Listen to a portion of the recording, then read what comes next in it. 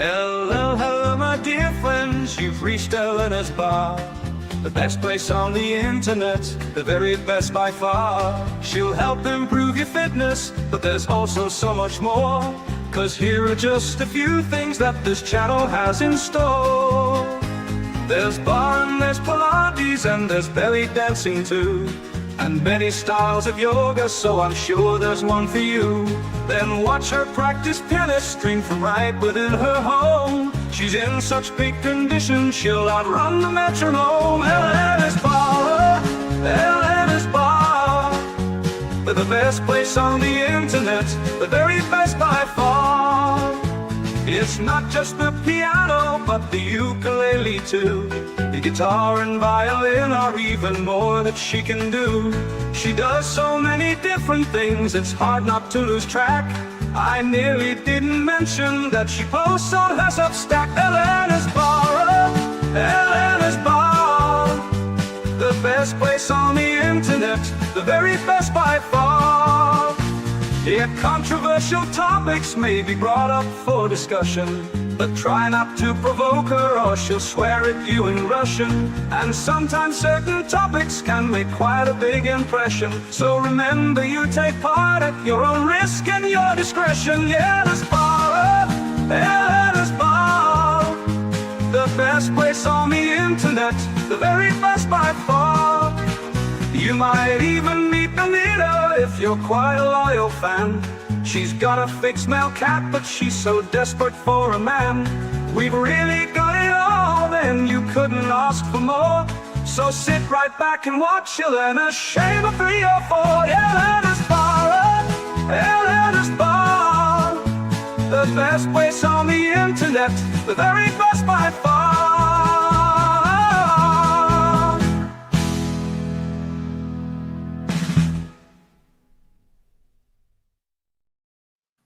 Hello, hello, my dear friends. Welcome back to Elena's Bar and the Resurgence of Sanity. How are you doing, guys? Doing great. Doing great? I'm always doing great. I know. Nick, how are you doing? Waking up. Oh, waking up. Did you get your caffeine? Yeah, halfway through. Okay. I did not sleep well yesterday. I think I might have eaten something sweet that didn't quite agree with me. Anyway, guys. Hey, Elena, I got a question for you. Yes. Are we going to have fun today? Yes, we are. Thank you for reminding me, guys. Remember, we are looking into my bullshit folder on Instagram, and we are going to have fun, guys, because I have over the past few months, you've been so kindly sharing with me some of those silly videos, and then I've been collecting a pile of them. So yeah, we will look into them. We will debunk some of them. And bullshit never ends, guys. It never ends. So if you have comments while we are analyzing these videos, hi Tactic, was good to see you.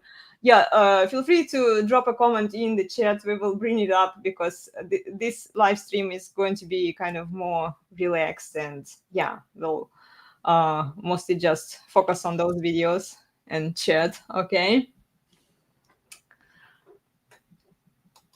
So I don't even, okay, let me share it with you and then you can pick whichever one you like to start with, okay?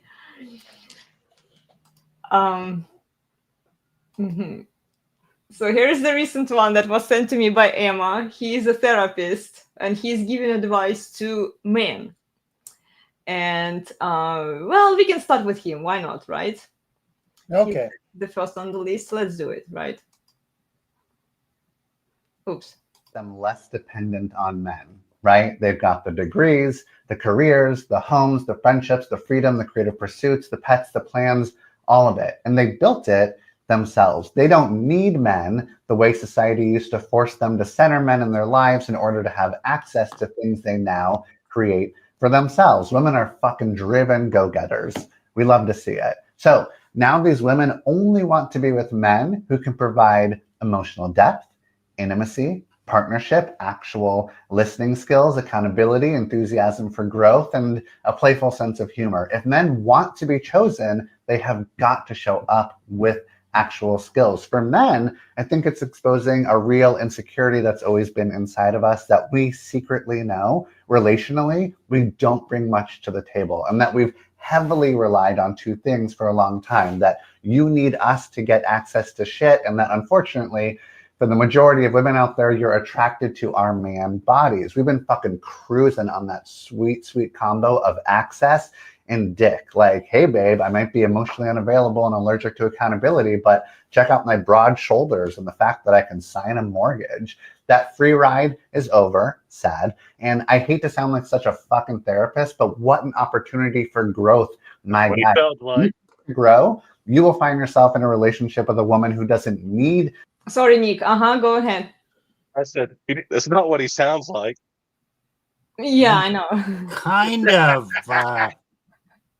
talks like a woman. Yeah. Why are you gay, mister? Mister, can I call you mister? There's a meme out there. I don't know if y'all seen it. So, yeah. Well, He's limp-wristed. and if men want to survive, in female fields like psychology, let's say, and other fields dominated by women mostly. When I was studying psychology, guys, there were only 2 guys, and even then they were gays. Okay. Yeah, most people in the classrooms were women. So if men want to survive in those fields and make a name for themselves, they have to buy into the female frame. They have to promote what women are promoting. And what do women promote? Oh, emotional availability. Well, go develop some skills. So we replaced, building construction skills that our society, civilization relies on for men to provide, right? With this kind of crap, like, oh, emotional availability. Go work on that. Be a better tampon for her. I don't want to just criticize him because he's limp-wristed. I mean, that is a fallacy. But I couldn't help myself. I know. Uh, But they don't help themselves. Nick, are you going to take any advice from this guy? no. Now, if I was forced to sit down next to him and he was talking, I'd hear him out. He'd probably have a few things that were worth hearing, but from what I've heard, most of what this guy said is actually bullshit. Besides the fact that he's limp-wristed, what he said is bullshit. But Okay, he actually is. don't- But what he's describing the independent woman kind of correctly, but hyped up like they're all this independent, driven. They own everything outright. He's not mentioning debt. He's not mentioning loneliness. He's not mentioning SSRIs. He's not mentioning probably several abortions, perhaps. He's not. A lot of things he's not mentioning, but he's acting like they're these like pristine women that they need no man at all to function in society, and that they're perfectly happy the way they are. Well, But why do they need a man? Why would a man want to enter into something where they're not even needed or really wanted? But Nick, you're supposed to work on your actual skills, he says. So whatever you do there, your work is irrelevant. Go work on those skills, be a better matcher for her, provide her with an emotional availability. That's the skill. And like, ladies, what will you do with these tampons later when your roof starts leaking, when your car stops working and driving? Don't they have their friends for that emotional availability anyways? Nick, you are so calloused. I think you need to work on your own emotional healing.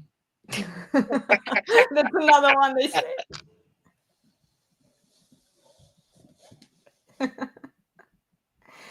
Yeah. We all know Nick's reaction to that one. But in actuality, no, they don't want to heal. No. Most of the women that I interact with, no, they're just like, they don't need. I don't need emotional healing. They say I need something else, but I just tell them to go away. Yeah, wise choice. Okay. Tacticus here says you will bring nothing to the table. You will love the growth journey, empowering your future. Yeah. So, Elena, he is an ideal role model for the strong, sensitive man. You want to, if you weren't married, would you date him? No, I wouldn't even. I wouldn't even go on a coffee date with this guy. No. It's like, what kind of advice? Okay, he's giving this advice to me, and Emma was the one who actually raised this question. Like, are men supposed to follow this kind of advice? And I'm Going like, to. well, you know, This is girls will follow this kind of advice because in their weird view of social relationships, a lot of them have the limp wristed dude that kind of is around the bunch and gives them advice and is like a semi alpha to them. But yeah, I find it disgusting. But that's me. Women will praise this kind of guy, but they won't sleep with him. exactly. Yeah. So these guys are delusional just as much as women are delusional when they talk about how to approach relationships, what men are supposed to do, because like this attention or pseudo attention that women give them, and like that they think that okay, if she pays attention to them and if she praises him publicly for what he is saying, they immediately assume that we have higher chance of her spreading her legs, right? And some women will. I mean, like this is why they do it. It's not, but most men don't get it. I mean, what really frustrates me, and we will get into another simp there who just gives advice to. Okay, this guy is giving advice to men, how real men are supposed to behave. Then there will be another guy who will be only giving advice to women. And what Yeah, they we've seen enough of this guy. Let's move on. Move on. Okay, we have another one. Hold on. Okay, yeah, feel free to stop. Okay, we will get to the lawyers later. Okay, you can see it, right, guys? Okay, hold on. Here. Oh gosh. Okay, let's watch this one. This is another simp. He wanted a loyal Talk about woman, Twitter all the but time. couldn't be loyal to his own word. Don't let someone demand from you what they're not willing to give. He wanted a loyal woman, but couldn't be loyal to his own word. Don't let someone demand from you what they're not willing to give. He wanted a loyal woman. Oh, Okay. this one is not that bad. It's not his worst videos. Yeah, but it's a bullshit message. He's implying the opposite. If you're loyal to a woman, she will be loyal to you. If you demand loyalty from a woman, but you're not loyal to her, well, obviously the outcome is. Well, you know what? Who the fuck cares? There are tons of men who are loyal to women. Mm-hmm. And the women then are not loyal to that man. Yeah. Right, Nick? Oh, so you know one. Yeah, that happened to me. I was a pastor. Yeah, I was loyal. So Yeah. that's just But was she bullshit loyal back? recrafted. Hell no. as Well, and look, it sounds appealing to women, right? If he's loyal, then okay. But then, It's not. This isn't a message to women. It's a message to men. well, Men, stay on the plantation, be loyal, just hope, wish, pray, and she'll be loyal to you. yeah, Bullshit. Doesn't Yeah. work that way. it doesn't It work doesn't that way. work But that guys, way. what you're doing here, you're reading between the context what he's saying. Most people are not going to do it. It sounds superficially appealing to both men and women, and this is how they get away with it. Okay, let's check another one of his videos. I didn't actually Well, watch that's this why one. they're popular. The women love it. Women love it. Yeah, most of his followers are women. I managed to piss off quite a few of his followers when Shocker. I posted a few comments on his profile. I'm shocked, Elena. You pissed Yeah. off his father. Oh, I know. And like the funny thing is that he likes my like I see the hearts that he gives next to my comment. Like, dude, I'm He actively doesn't know how to criticize you hating. because you're a woman. I'm hating. Your messages are toxic and vomitous. Like, why do you give me a like for it? You know what? It's Because just you're a all for the woman. clout. Yeah. If he likes you enough, you'll change your mind and then support what he's trying to do. Never. I will double down and debunk more of his shit. I mean, But like, he can't go after you because you're a woman. You don't understand. oh, okay. Well, so he gives me a like and hopes that I will shut up. That like that he gives me, It's, I will shut it's up. it's literally pedestalization in practice. This is why I'm sharing it with you guys, because it's like I've been posting on his videos and I've been sharing them with my debunking and like you know, like all of this woman just signs, and then he gives a heart to my comments. Wow, this is how Simps operates. Like, so he basically, like, he's trying to please all women regardless of what women say. If you disagree with him, ladies, you can hate on him. Go actively and hate on him. Criticize his bullshit. You will still get a like from him. Okay. I mean, why not, right? Like, he gives me likes. Okay, let's see here. Dating a woman who has created her own peace isn't for immature men. Oh, okay, let's watch this one. Dating a woman who's created her own peace isn't for immature men. She's done the work, healed her wounds, set her boundaries, and created a life that feels safe, calm, and fulfilling. If you can't respect that and add value, don't waste your time. Dating a woman who's created What do you think about this one, huh? Not have peace. Okay, look. I pretty much 95% guarantee you she does not have her own peace. And she isn't for immature men, except when she needs a little side piece from time to time to tide her over. Oh, and by the way, those guys they might make money, they might not, but you definitely have to bring something to the table. She only might make 60, 70K as a boss babe HR manager, but you got to make at least $250,000 a year. Yeah. Okay. Start out with the first phrase. Dating a woman who has created her own peace. Hold on. Wait a minute. I wrote an article Have you about peace, ever actually. have you ever seen or met a woman that has created her own peace in a genuine way? Or does that same woman create drama all around her? If she's creating drama, she doesn't have peace. He's saying, if you date a unicorn, dating a unicorn isn't for immature men.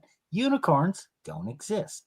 Nor do no woman creates her own peace. It just doesn't happen. You know, Steve, Usually a man that tells her enough, stop, no, yeah, take the phone away.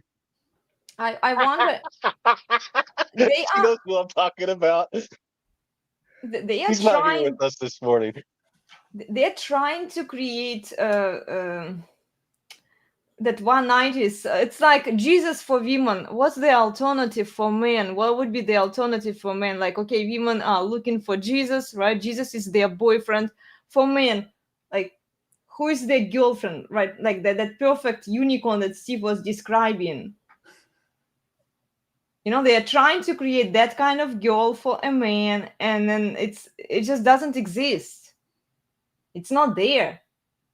Like, Jesus is not anybody's boyfriend, you know. Yes, he exists, right? But he's not within reach. Hey, Elena, what was it like for you? Let's ask a woman's opinion. Okay, now obviously, I'm sure you had created your own peace Yeah, before right. you met Plutarch. Ask And my then mom. he found you and married you. Did he destroy the peace that you had previously created?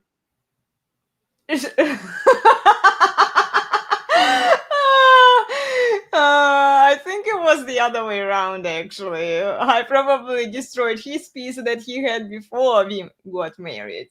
I mentioned it in the article, guys. Women are incapable. Do you see, based on their emotions and feelings, can those two create peace? When she's constantly It like changes with the wind. spiraling. Exactly. Like She's last week, what did we spiraling, talk bounce about herself 2 up. weeks ago? 2 weeks ago, we talked about how it changes with the seasons. They change with the seasons. They change with the monthly cycles. They change uh By the day? by the Yeah. day, yeah. By the hour. Like And they can change over the years. exactly.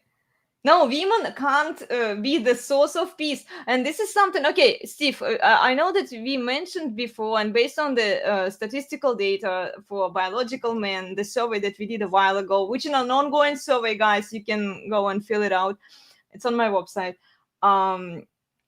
Men want three things, right? They want peace, they want sexual variety from one woman, so she's loyal, right? And You're then doing it backwards. It's you got to say the phrase first, Elena. oh, Come which on. one? RSVP. RSVP, right? Peace, sexual What variety, respect? Respect. respect. Yeah, respect. Why am I confusing? RS, sexual variety and peace. Sorry, I messed There up you the go. order. Okay, but the question is, women think, okay, if men say that they want these things, and this is what I was mentioning in the article, they will say, okay, we can give it to men, right? We can give it to men because men need those things. Notice how they change the words. So instead of want, men want respect, sexual variety, and peace. They say men need respect, sexual variety, and peace. And I see a lot of women are promoting, okay, you, if you're peaceful, you can give him peace and all of that stuff. But women can't be the source of peace for anybody, even for themselves. But they Women can cannot disturb be it. the source of any of those three. She cannot respect him on her own. She cannot give him sexual variety on her own. She cannot give him peace on her own. She doesn't bring those things. He has to impose order and demand these things of her. I demand respect. If you're going to talk to me like that, you know what? There's the door. And I really mean it. I'm not tolerating this. Get out. Okay, so now she's forced. Okay, I'll respect you. Okay. And in the bedroom, sexual variety. No. These things are not immoral. You don't get to control everything. No, this is what we're going to do. And my will Not is just stronger than yours. and not just starfish sex. Right. And peace. No, I'm not listening to this drama bullshit. Enough. Mhm. We're done. Now, Yeah, it's just be quiet. imposing. Okay, so No. he imposes it on her, kind of, and she responds by giving him what he's actually kind of demanding. And I don't mean this in a very misogynistic way, but he's the leader. He has to lead her into giving him what he wants, and then praise her or acknowledge her when she does that. And then she will just have a smile on her face and she will be happy because she's giving, she's conforming, and women love to conform. Yeah. Well, let's look into another video by a female here. She teaches men how to basically be better with women. And well, you already know what I think about that, but let's watch her video. Okay, it's kind of related to what we are talking about here. Thing a man can say to a woman. Yeah. The sexiest thing a man can say to a woman, marriage edition. I know this one's going to get me in trouble, but here goes. We can keep having this conversation, but I'm not going to allow you to talk to me like that. You'd be surprised at how turned on women actually get by that phrase. It's quite the aphrodisiac. So many men come to me for coaching and their wives have completely lost respect for them. It literally takes me about 5 to 10 minutes to start to understand why, because they are living in this frame of you can do whatever, you can say whatever to me, I'm just going to take it, or I shut down. You literally have two choices. You can either take it and allow the relationship to fester and resentment to build, or you can start pushing back. It might be too late, but at least you will start to have your self-respect back. And therefore, she will also begin to respect you because she will realize, oh, things have to change if I want to stay in this. Not being so afraid to say the thing that you are fearful to say.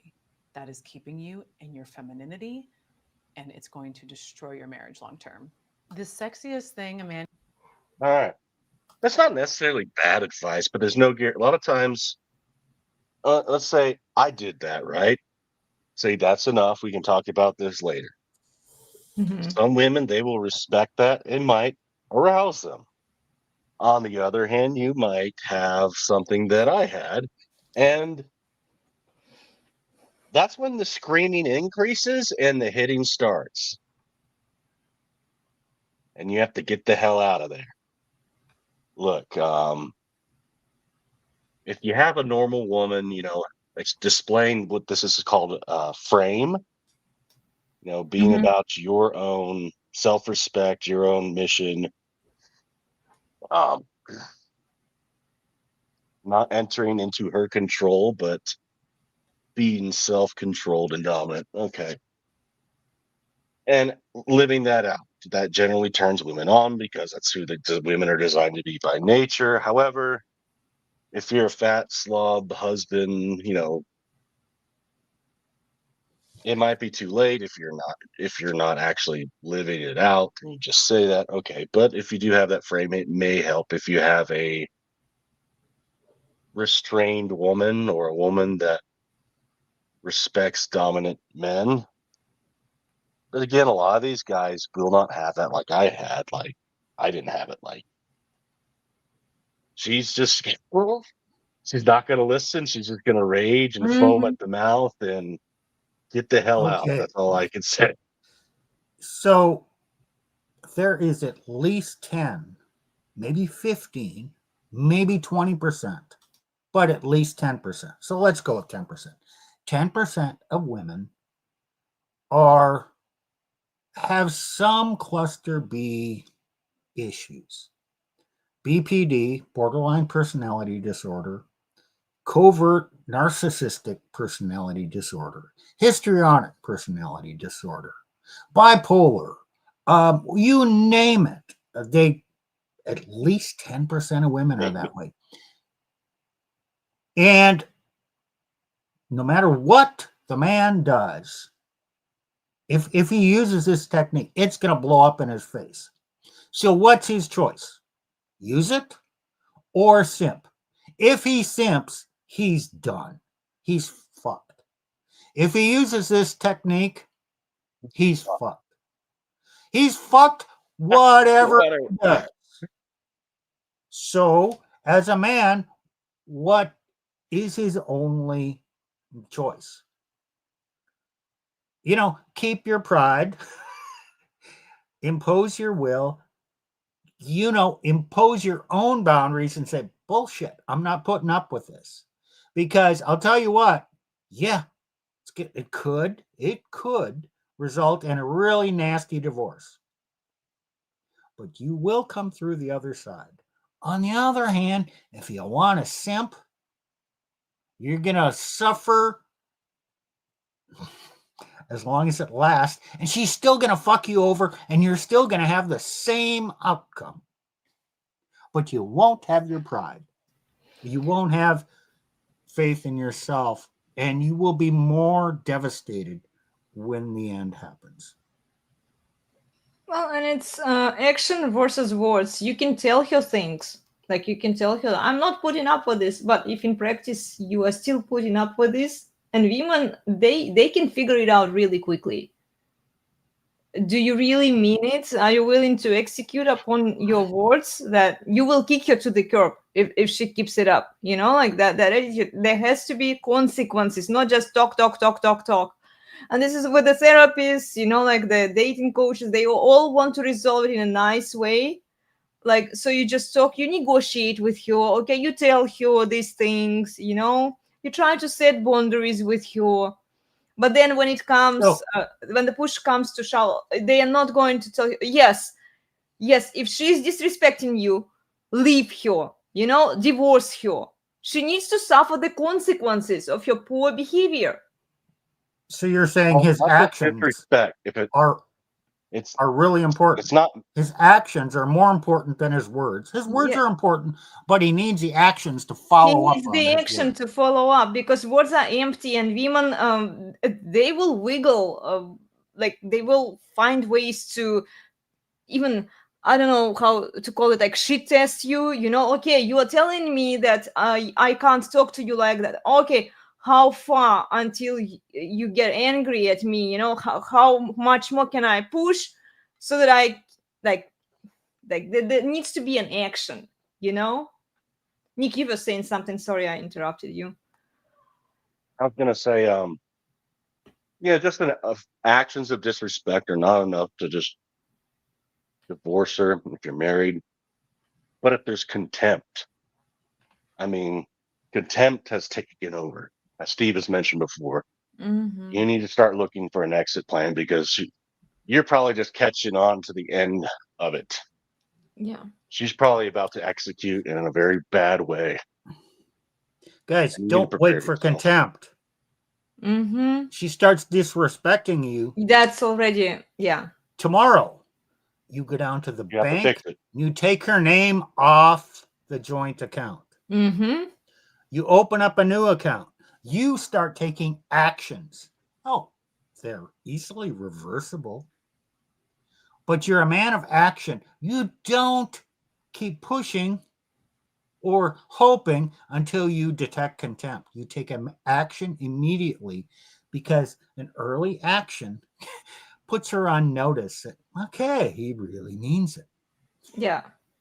Yeah. I for example, how do I know that my husband is capable of picking up my things and sending them out the door? Because he already did it to another woman. I don't want to be that woman, you know. Hey. Something that kind of keeps me in check there. So you know, I have to watch my behavior, but it makes sense, because if it was just words, women would just say, "Oh, you are not supposed to talk to me like that because, you know, I'm not letting you talk to me like that." And then when he continues, and then she says that we can keep having this conversation. Like what? Like why? Why? There is cognitive dissonance there. It's already, she's disrespecting him. You know, like why would you still want him to continue having this conversation when she's I'll tell you a nagging bitch? so maybe she might be starting to act that way, and he's rightly putting the brakes on the conversation to pick it up when both can think more rationally. So I have a perfect example. That's here. okay. Elena, what happens if you overspend by $1,000? I don't get to use my card anymore. What?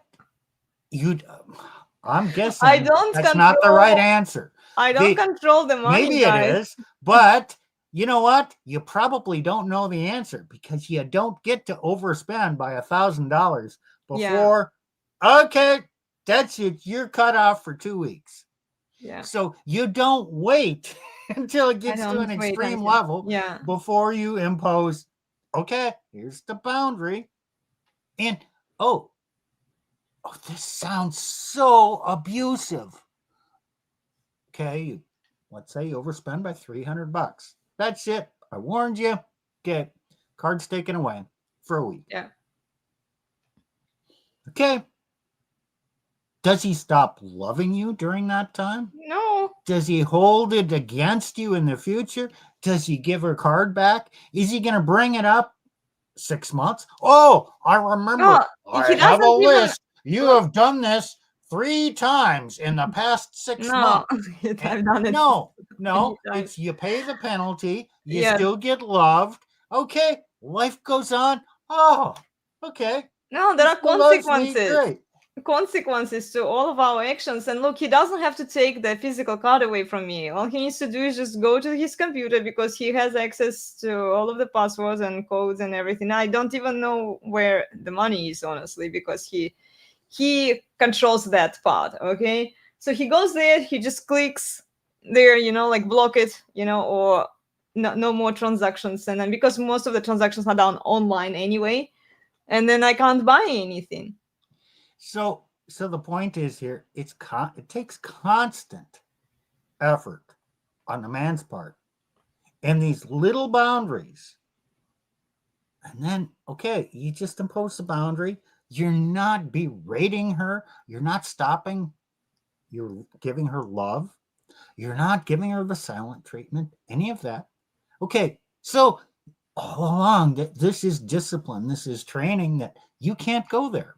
Yeah. And so she'll go, oh, okay. And then she makes it through this period of purgatory, and she gets her privileges back. Okay, that wasn't so bad. And you're not abusing the woman by doing this, guys. Oh, but some women, they won't take it. Like, the moment you start restraining her, they view any kind of restraint, even the good one. All What I'm restraint saying. is good. As evil abuse, right? Financial abuse, That's physical because abuse. the man has not done it to her on a regular basis. Well, He's it's not, imposing it for Steve. the If she first was time. okay, if she was raised by a single mother in a mommy being prioritized and worshipped by her father Simp, or even by a single mother, she's not going to know that. So it doesn't even matter like how much restraint a man imposes on her. She will view it as an evil thing. She will not comply with this restraint. That's why it's a major red flag, and you generally stay away from ever dating them to begin with. Yeah. Women raised by single mothers is a huge, huge, huge, huge red flag. Gentlemen, avoid them like a plague. Seriously. Because they don't have, even if you do all of the right things, if you follow red pill content, you've been reading about it, the intersexual dynamics, if you apply some of these good recommendations and you maintain your frame, women don't know. I did ask them how consistent are they with their submission. They rebel against submission. They've never done it before. I don't know what it looks like. And they don't want to because it's uncomfortable, right? This is not what they've been taught to do. They look at their They're mothers. Antifa recruits. Mm-hmm. They look at their single mothers who tell them, oh, men are so evil, they will take advantage of you, all of that stuff, don't let men rule your life. Then they watch the content of the simps who are worshipping them, who are pedestalizing them. You can do no wrong, it's up to men, and if a man is not worthy of you, then you set the boundaries for him, you are the queen, he's your slave. I'm paraphrasing here, but the idea is that, and then they're like, oh, okay, but I want a traditional man, right? But ladies, you have no idea what traditionalism is. No, what do they want? They want their cake? What do? They want you have a phrase you keep using all the time. Yeah, they want a for cake. these women. Mm-hmm. Cake and eat it too, huh? Exactly. They want the best of the two worlds, but it's not how it works.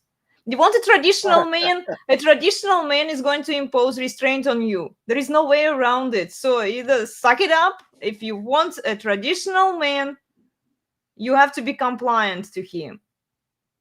And Hey, any man. Okay, like I was saying on video, and I got in trouble with some women who say they don't want to be compliant to the man they choose to spread their legs for. Like, you already chose this man, even if he's a bad man. Okay, you chose him. You chose to spread your legs for him. So you listen to him, you follow him, even if he's wrong. So earlier, you asked about what's the equivalent of a unicorn, the unicorn that women are looking for. Mm-hmm. And it just came to me. It's the trad simp. Ah. Oh, no. I asked for gentleman. Okay, trad simp is like Jesus. Okay, Jesus is my boyfriend. Trad simp. Okay. Right. Oh, That's man. the trad Works simp. hard. He generally works hard. Makes generally good money. What's Hey, it might not be a whole lot, but he worships the ground she walks on. She's a perfect little angel just because she has a GPS. I mean, yeah, right. Right. And he lets her make the decisions and he just says, yes, dear. That's the trad simp. And he prays with her and he goes to church and he tells everyone what a good woman she is. And he's just silent when she's, doing the church work on the church council, telling other people what to do, giving the pastor a piece of her mind. Oh, he's supportive. He's the good trad simp. Yeah. But what would be the name for the woman that these delusional simps are looking for? Like this powerful but yet like perfect woman who can do no wrong. Because okay, for women it's Nat Con simp or Jesus. Okay, what would that be for men? Trad wife. Oh, that makes sense. they want normalcy, but they want normal. But we have anything but normal right now. Yeah, true. I mean, who is the biggest fan base of the trad wives? Oh my, did you see her? She comes on dressed so feminine but modest, and her hair is done up, and she's baking, and she's doing this for the children, and she talks about how much she loves her husband. Oh, I want a woman like that. Hey, and she's usually making like sourdough or a nice cake, but what you see in the picture is not so much the cake. Yeah, it's everything else that It's the cake behind the cake. surrounds the cake. Yes, the cake is on the background. She is in front of the cake. Yeah. Look at me. Attention whores. Like, how else? This is what I keep saying to even women and men. They don't want to hear it. Like, they have the illusion that okay, but she's so good. Let's promote the feminine women here. Let's promote the okay. After indoctrinating women for multiple generations, like okay, just like we can undo this. All of this bullshit that is happening in our society. We can undo all of the damage by just promoting this. The undercover public whores, like the femininity, motherhood, children. And I'll tell you what. Once she finds a simp and he wipes her up and she pops out a kid or two, he disappears from all the pictures online. And now she's posting herself and the kids. Mm-hmm. Yeah. Well, yeah, Nick, that's a great point. I was thinking about it. It's like women, once a man gives you what she wants, and this is why I was saying that women don't mind having children if they know that they can milk their audience. They can use these kids as economic tools to extract more resources from their husbands, from their even ex-husbands, and they can get more public veneration from Tradcon Simps, from everyone, right?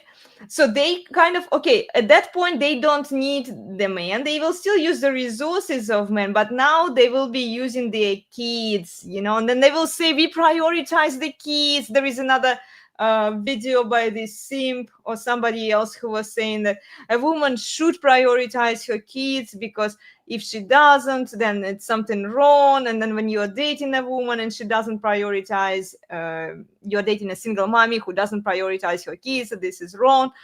And they are using their kids at that point to extract more resources, not just from their men, but also from our society.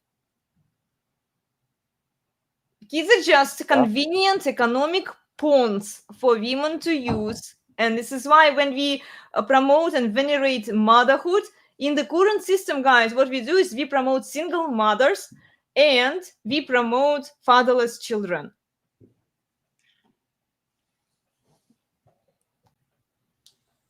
We did it in the former dad's always USSR. seen as the dad is just seen as some bozo or walking ATM. He's usually not seen ever in a good light. Yeah. Just plain disrespectful and and idiotic, and has nothing to do. Actually, is so far from actual reality. Well, and then what these women do also, this is nasty. It's nasty, selfish behavior that I see out of women. They have their kids who have huge following on Instagram, and then the mothers help their kids to build these brands and everything. And kids from very early age, like 6 years old, they get used to all of that attention, right? 2 million followers. So there was one girl that I used to bring up like a while ago, and her mother basically manages her social media accounts, and then she gets all of this veneration, and she's going to milk her daughter later. I won't be surprised if she divorces her daughter's husband, right, or the man that she's with right now.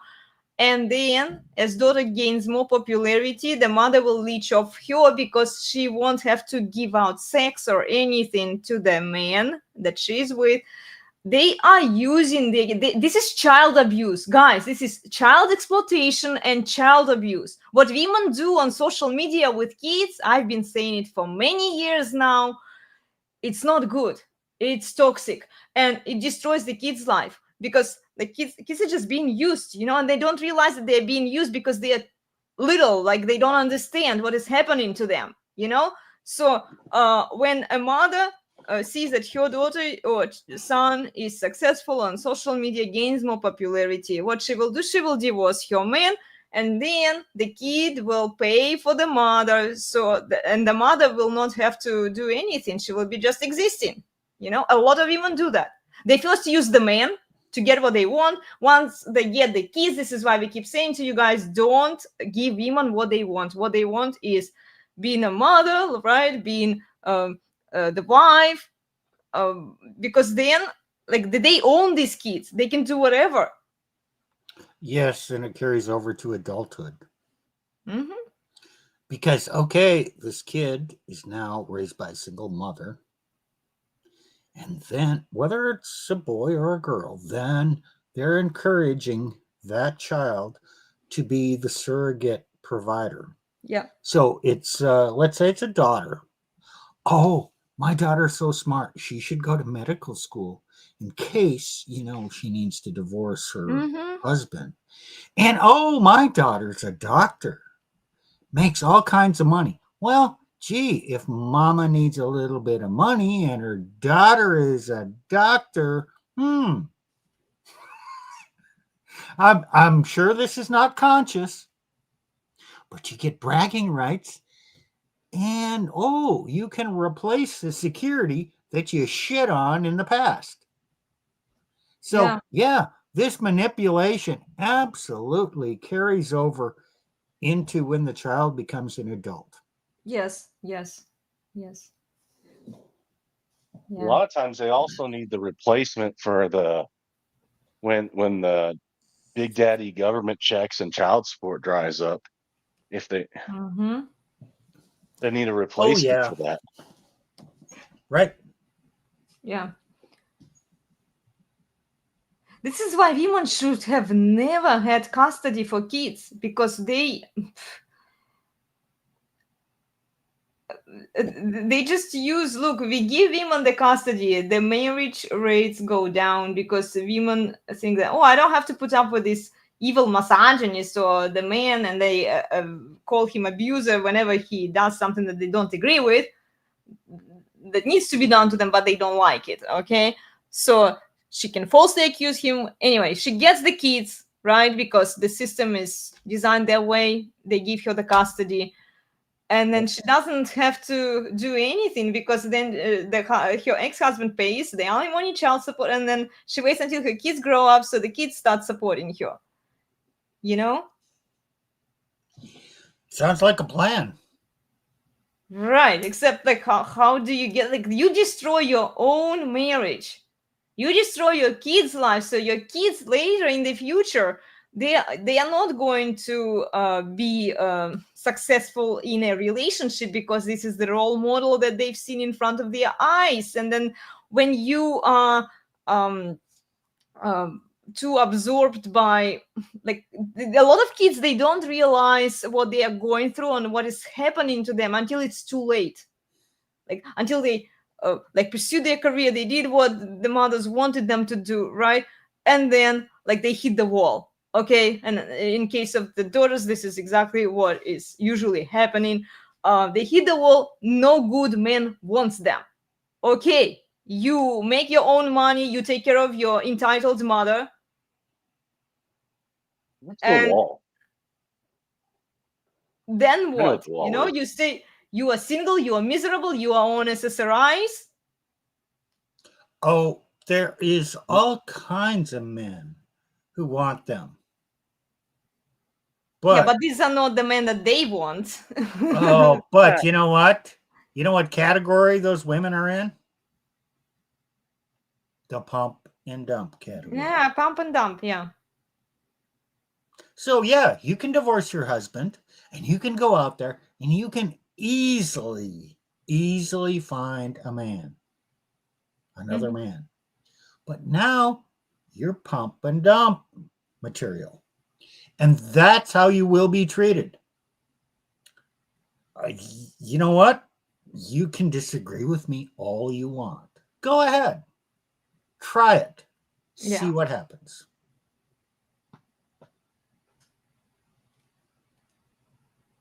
Yeah. Nick, do you disagree with me? He wants somebody to disagree with him. Oh, but if they come to Jesus, right? Yeah. If you know, but what happens if they finally come to Jesus and she puts on a nice traditional dress after she's been pumped and dumped a bunch? Might have a few kids in tow, who knows, right? But just come to Jesus. Doesn't the church owe her, and don't the pastors need to just say, guys, you gotta man up and marry these women? Yeah, this is what they do. Don't we just owe her another chance? Because she's a born again virgin, isn't she? She manifested, Tacticus said before, she manifested her virginity, guys.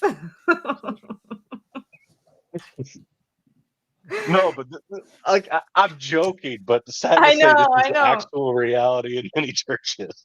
No, you're supposed to wipe them up. You're supposed to do what they want. You are supposed to wipe them up and give them kids. Gentlemen, the moment you give them kids, it's done. It's over for you.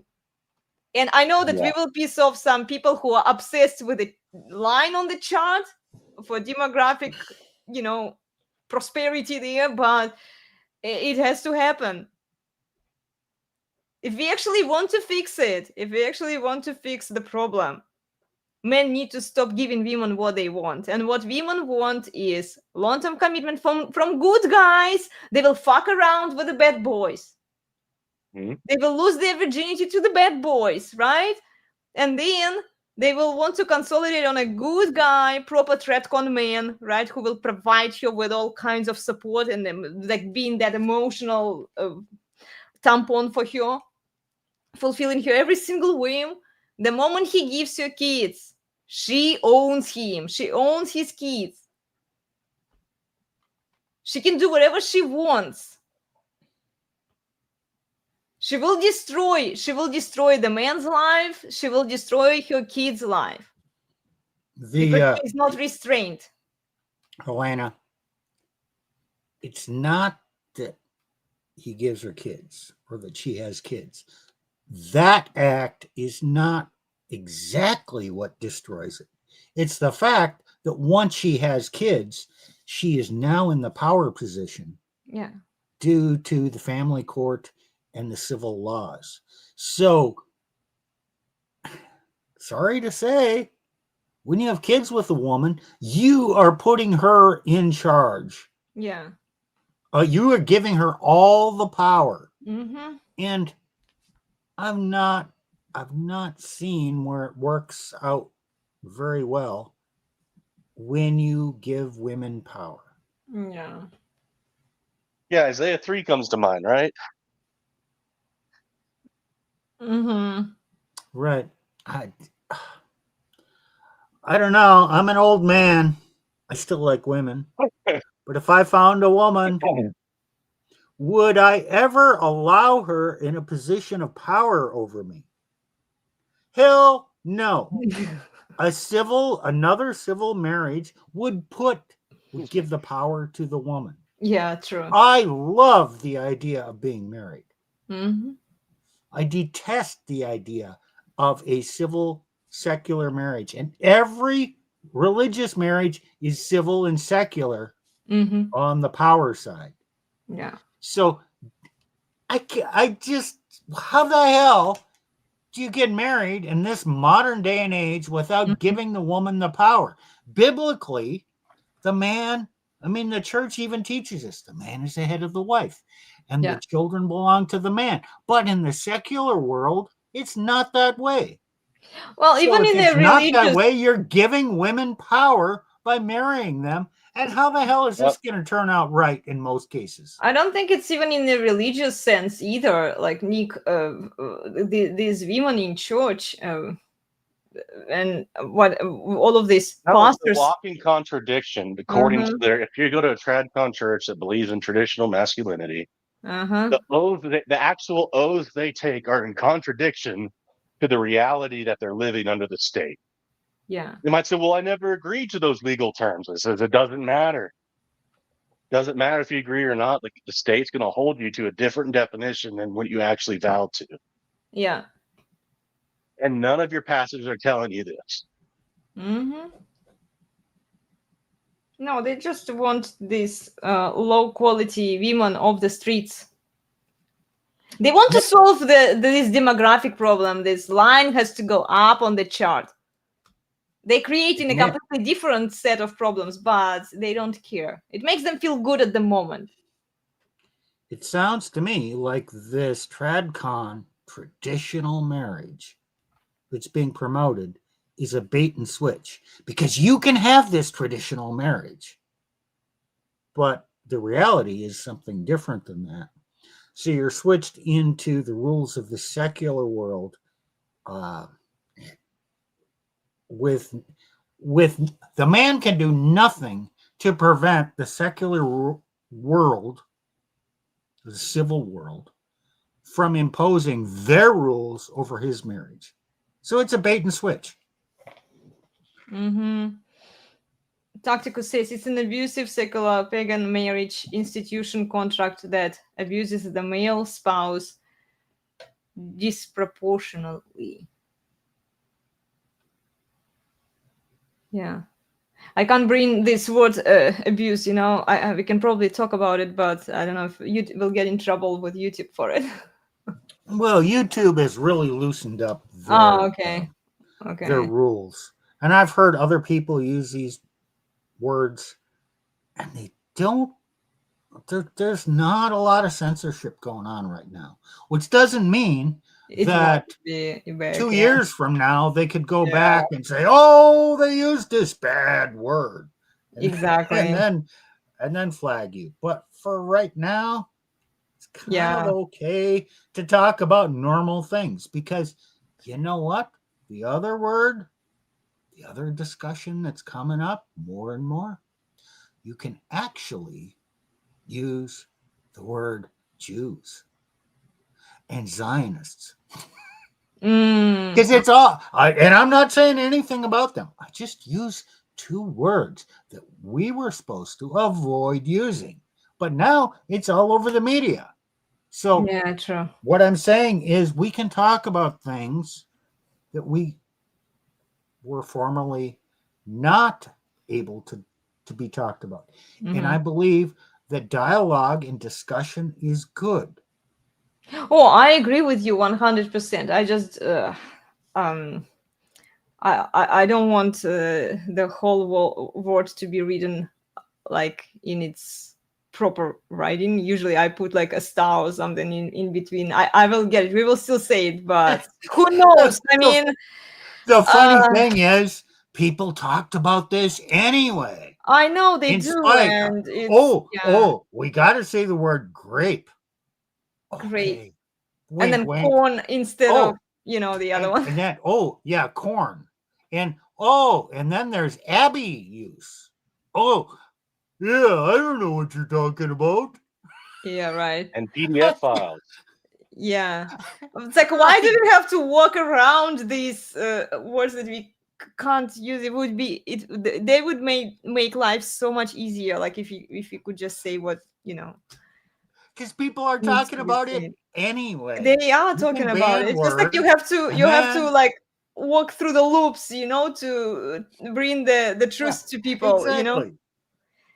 Yeah, it's just so crazy. I see like the feminists, right? They can do whatever they want to do, right? They can use any words they want to use, but the restriction comes to the people who actually say the truth, because these feminists get frustrated, their feelings get hurt. And the funny one that's out there now, and I just have to mention this: Charlie Kirk's funeral. Tucker Carlson spoke.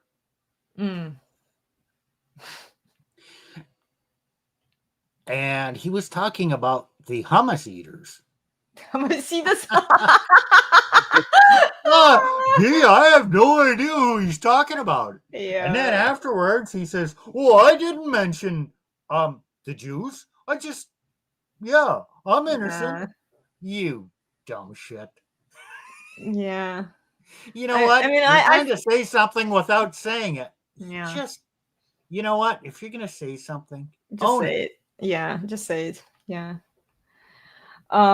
Yeah, I feel for what happened to Erica Kirk. I don't think that it's a good idea for her to be the SEO of Turning Point, though.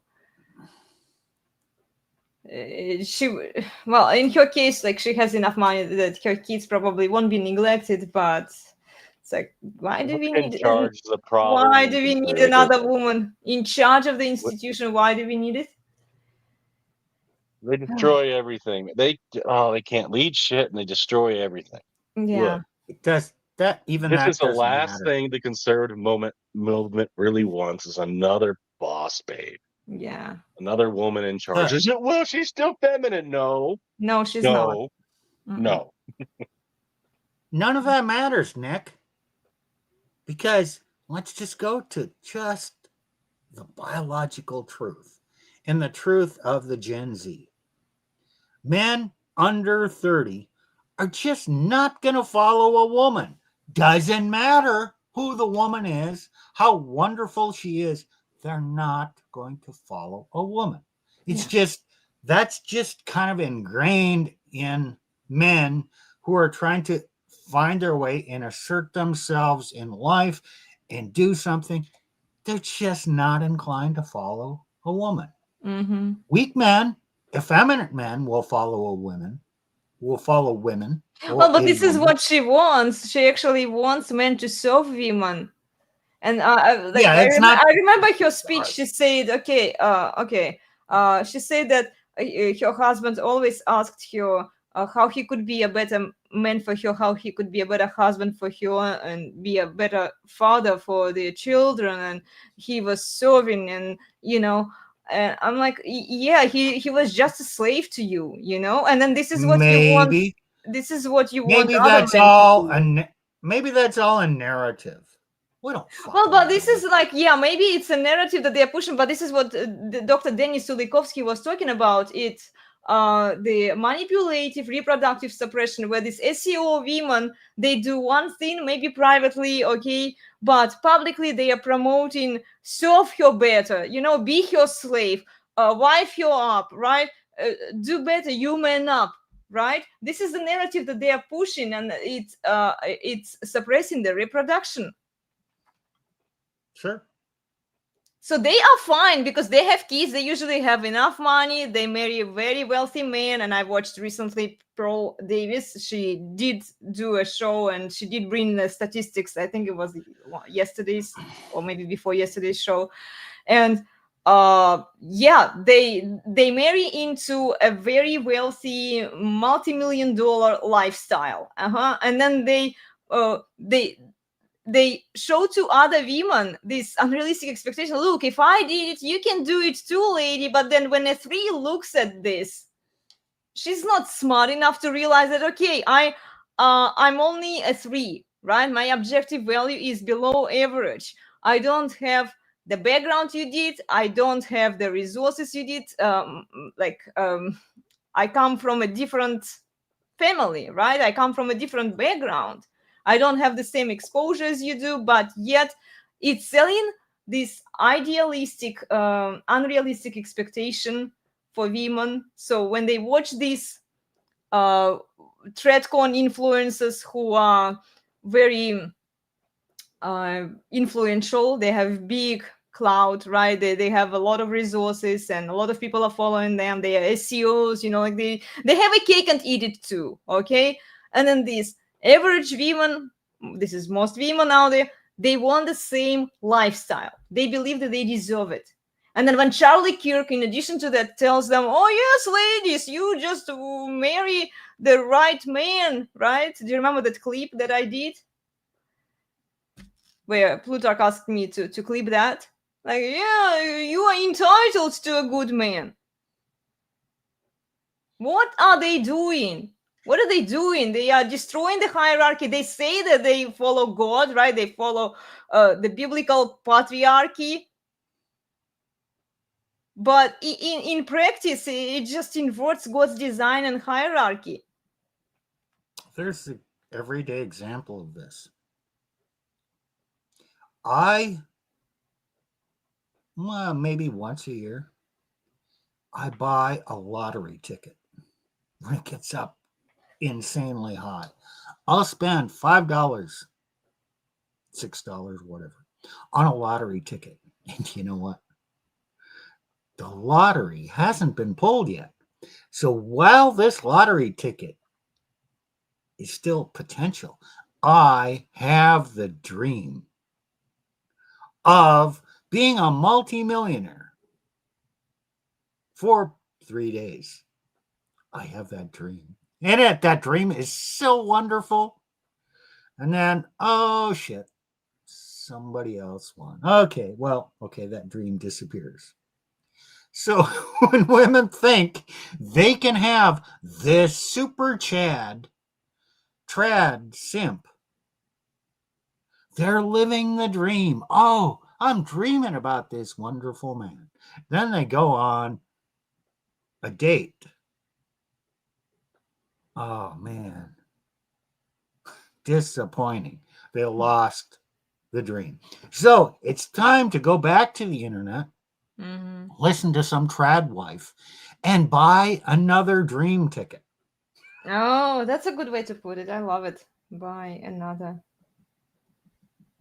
dream ticket. Because while I have that lottery ticket, you know what? I feel like I'm entitled to win. I have just as much chance of winning as anybody else. But I never win. Yeah, and statistically, like what they do is devious because they do one thing and then they promote a completely different narrative. And yeah. So, do you have any more bullshit videos to Yeah, watch? so it's never ending, guys. Okay, I'm glad you asked. Hold on, let me share it back with you. We have lawyers also. Okay, so there are more videos by this simp guys, but they are kind of similar. Okay, here is the lawyer saying, married, generous, not rich. Do you have standards? Well, let's watch this one. A lawyer, a female lawyer, sending a message to women. Got to pull it up. Oh, hold on. I didn't pull it up. Hold on, guys. Sorry. Let me restart it. I'm going to refresh the page.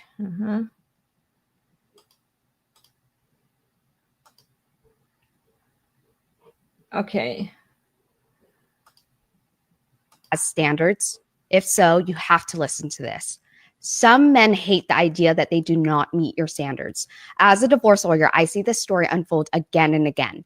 A man doesn't crumble because you're difficult. He crumbles because you're not easily impressed. Some men don't want to rise to meet your standards. They want you to lower yours to meet them. They'll call you picky for expecting effort. They'll call you high maintenance for wanting consistency. They'll say you're hard to please when really you're just not applauding the bare minimum. The problem isn't your standards. The problem is that his ego can't survive the mirror your standards hold up to him. It forces him to ask questions he doesn't want the answers to. Am I stable enough? Am I disciplined enough?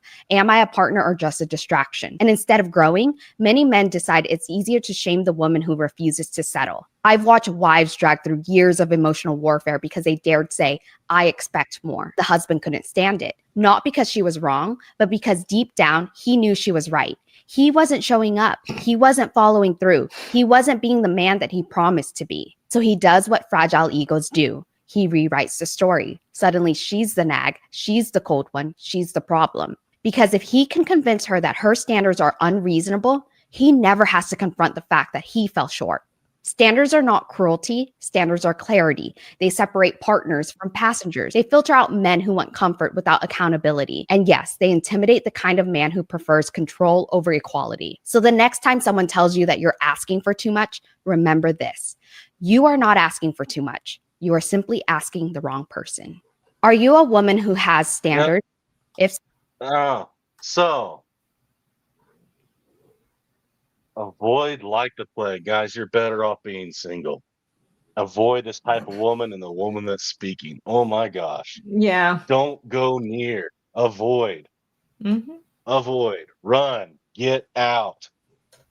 You will never be you will never be able to please them. You will have peace on your own. Hey, for all you feminist women out there, avoid me. She just said, avoid me. Because you know what? I'm one of those men who prefer control over equality. Yeah. If you get in a relationship with me, I will never give you equality. Sorry, I'm going to maintain the power and have the control. Yeah. So put an X beside my name in your list of requirements because I don't measure. I won't. No. Cut me out. Yeah. Well, and this is what I told them. Like, look, ladies, you with your entitled attitude and delusions, you deserve a simp who will worship and pedestalize you, but not a dominant, rational, intelligent, masculine man. So yeah, good luck. Good luck with the Sims. And you see how they are, like they are feeding each other, you know, the Sims who this is what we started talking about earlier today with Steve. Like who is worse, the Sims or the lawyers?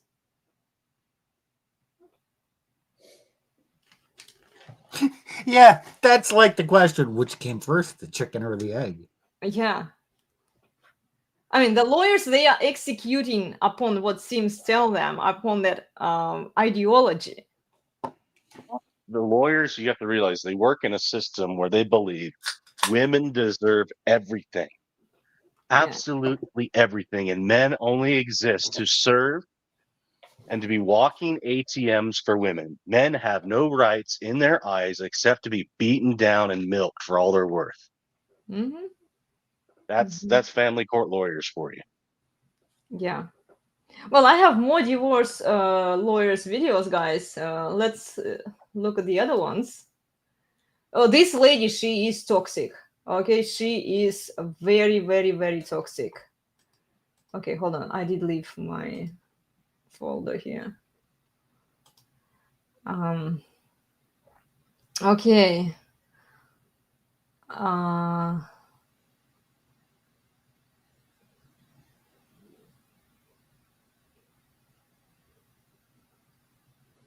We can watch another one of yours. Mary Generous, Not Rich. Let's watch this one. I'm kind of curious to see. I haven't. First off, there's a huge difference between marrying a rich man and marrying a generous one. And as a Hold on, guys. I'm going to start over.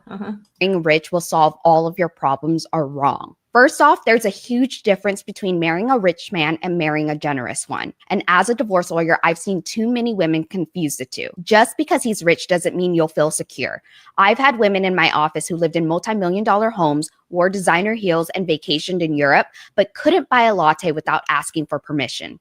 He had the money, but he kept the control. She had the lifestyle, but not the freedom. At the beginning, he might love to spoil you. Gifts, trips, and dinners with wine that you can't even pronounce. It feels like abundance, but slowly the tone shifts. He starts to monitor your spending. He jokes about your Amazon problem. He gives you a card for emergencies only, which now includes groceries and gas. You're living in a palace, but somehow you're still walking on eggshells. Generosity isn't about how much someone has. It's about how willing they are to share. A generous man wants to see you thrive. A rich man wants to keep you. And there's a difference between being kept and being cared for. Marriage isn't just about assets, it's about access.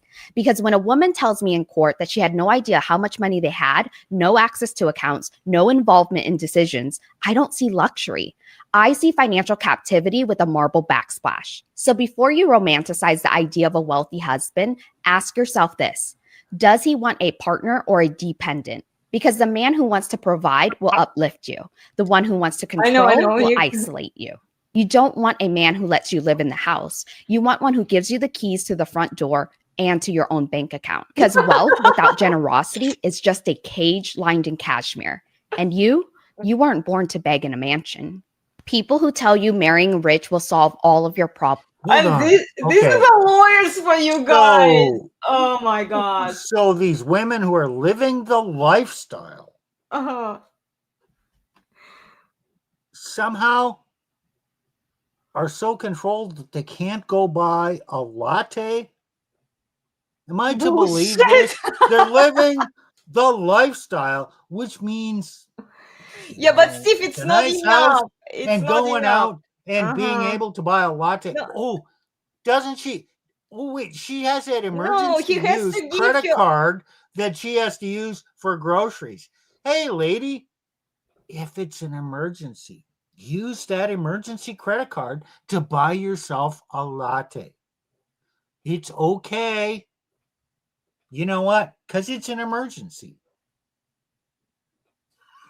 I guarantee you, most of these women married these guys because they had money. And generally, people who have money, I'm not saying all, they earned it. They know how to manage money. And maybe they don't want to just hand all their money and business over to a freaking gold digging retard that just wants to spend all their money. Yeah, but see how she says if sharing is caring, right? He's supposed to give you access not just to his house. She's talking about access, guys. Pay attention to like the words that she's using there. So he's supposed to give her not just the keys to his house, but also the keys to his bank accounts, the keys to everything he owns. Because what's yours is yours, what's his is yours too. So what would happen if a man, not me, I'm too old for her, might not be the right skin color or whatever, but a man with my You don't have enough money, Steve. You don't have enough money, Steve. That's the real problem. And more money came in and said, I'm not putting up with your bullshit. Yeah. No, bullshit. But you want to go out, and he's dominant enough. but he's absolutely everything she just talked against. Would she puddle for him? I think so. And this is okay. I think Dr. Dani Sulikowski, the lady that we had last week, guys, please go watch that live stream if you haven't watched it. She's onto something when she talks about that manipulative reproductive suppression. This is what these women do. They say one thing to women to follow their advice, but in practice, they do completely the opposite. And do you know what? That woman would get damp panties in the presence of a masculine man who didn't put up with your bullshit. Yeah. It's women's nature. So, you know what? Women can say whatever the hell they want. I don't care. Great. And Nick talks about this all the time. Well, not all the time. Frequently. He's out having a meal. And these boss babe type come up and they start talking with him. And he gets dismissive and outspoken and calling them, no, I'm not interested. And what happens? Do they go away? No. They get more attractive. No. You know what? Are they getting damp for you, Nick? Probably. I don't want to know. No, knowing women, you know, I won't be surprised. So yeah. It's like, no, I'm not interested. Then they start grabbing my arms, and I'm like, oh no, here we go. I already told you no. They try harder. It's like, no, The more not you tell interested. them, I'm celibate. Oh, well, maybe they think in their minds, oh, well, maybe I can get them off that. Good luck. a woman's job is They to are convince- so special to make a man give up his celibacy because they are so wonderful. Oh, that would just stroke their ego to no end, Nick. Yes, of course they're getting damp for you. So yeah. That magic word, right? Very simple. No. But see, Nick also he says it and he acts upon it, guys. It wouldn't have worked if you said no and then you went ahead and did the, you know, something bad with your. Yeah. Okay. It only works if you are willing to execute upon what you're saying. Okay, let's watch a couple more here. Yeah, find someone else. I'm tired of her. Oh, Elena went away. What'd she do? She clicked the wrong thing. Sorry, guys. I accidentally kicked myself out of the live stream. Yeah, that lady is just so intolerable to listen to. She is, yeah. That's what Steve's done. I'm done with her too. Yeah, she's one of those. Okay, let me go back here. How much torture do I want to go through in one day? I've heard enough of her. Well, let's check. Okay, here is to tell if he's into you. Okay, she's not a lawyer. We will go to another lawyer in a moment. Okay, let's watch this one for now. Easier than you think. Are you ready? First of all, I must tell you a shocking fact. That is, men do not send mixed signals. I repeat. Let me start it over because I didn't. Tell if a man truly likes you. It's way easier than you think. Are you ready? First of all, I must tell you a shocking fact. That is, men do not send mixed signals. I repeat, men do not send mixed signals. Mixed signal is a useless term that women create to keep themselves busy because then they would be wasting their time and mental energy with their girlfriends trying to decipher a man's words or their mixed signals. When the truth is, men simply don't send mixed signals. The only reliable indicator to show that a man is interested in you is when he gives you absolute clarity. If a man really likes you, he'll be very consistent with his actions. He'll be very clear about his intentions. He would never let you second guess, and deep down inside, you know exactly where you stand with him. During early stage of dating, if at any point of contact that you feel confused, whether it's about the logistics of a date, whether it's about his intention, whether it's about he's seeing someone else, he is not that interested in you. I know this might be a brand new concept for you, but it really is that simple because men are very simple creatures. There's no mixed signals. At any point, if he makes you feel confused, he is not into you. And knowing this, you should walk away and stop wasting your time with the wrong guy, because a man will either be your husband or be in the way of your husband finding you. Well, if you want more dating advice like this to help you elevate your dating game, comment the word email below. My AI will DM you a link to sign up for my 30 days of free dating advice newsletter. There is one. Okay, guys, are you there? Or we are losing? We lost Nick here. Steve, are you still there?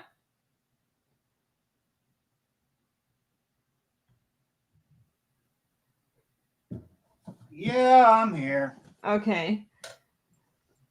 Did you hear what she said? Of course I did. What do you think? Oh, I'm supposed to listen to a dishonest Chinese woman? There are a lot of those, you know, on social media. Oh, how do I know she's dishonest? Tell us. Okay. I'm going to ask you a question. How many blonde Chinese have you met? Oh, I see your points. Okay. Yeah, not that many So actually. she looks kind of attractive, Mhm. blonde, but her accent gives her away. She's Chinese.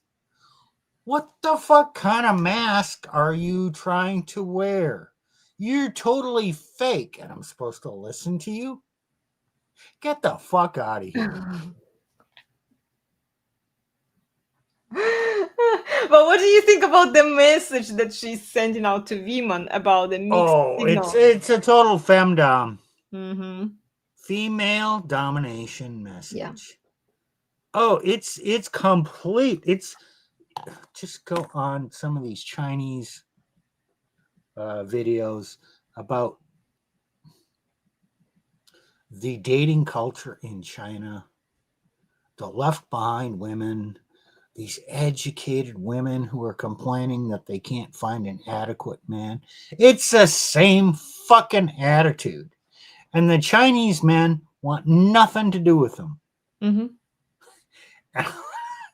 And the American men, generally, the good American men are saying, nah, no, thank you.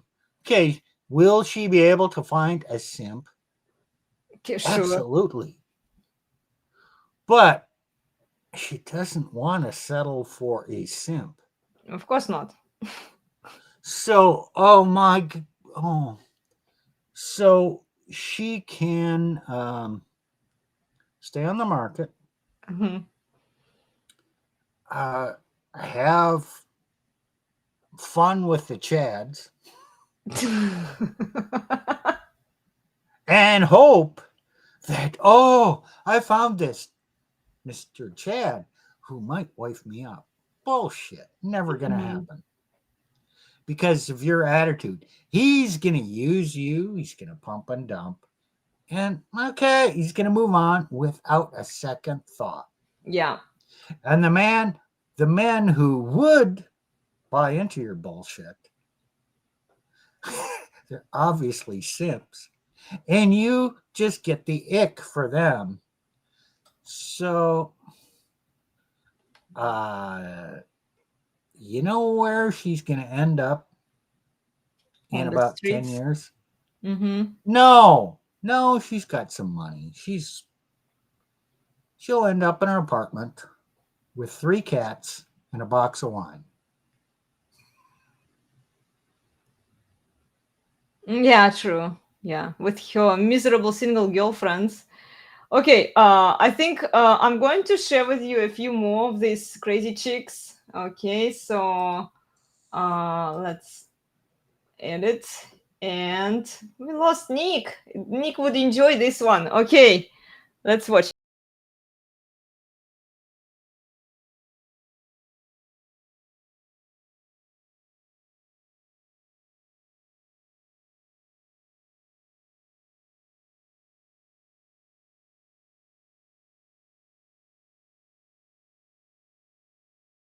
Did you get it? So your husband says he's taking you somewhere nice, and it's literally just some guy who cooks you rice. Look at your eyes, look at your face. Guys, we talked about facial expressions, and look how much contempt she's showing here.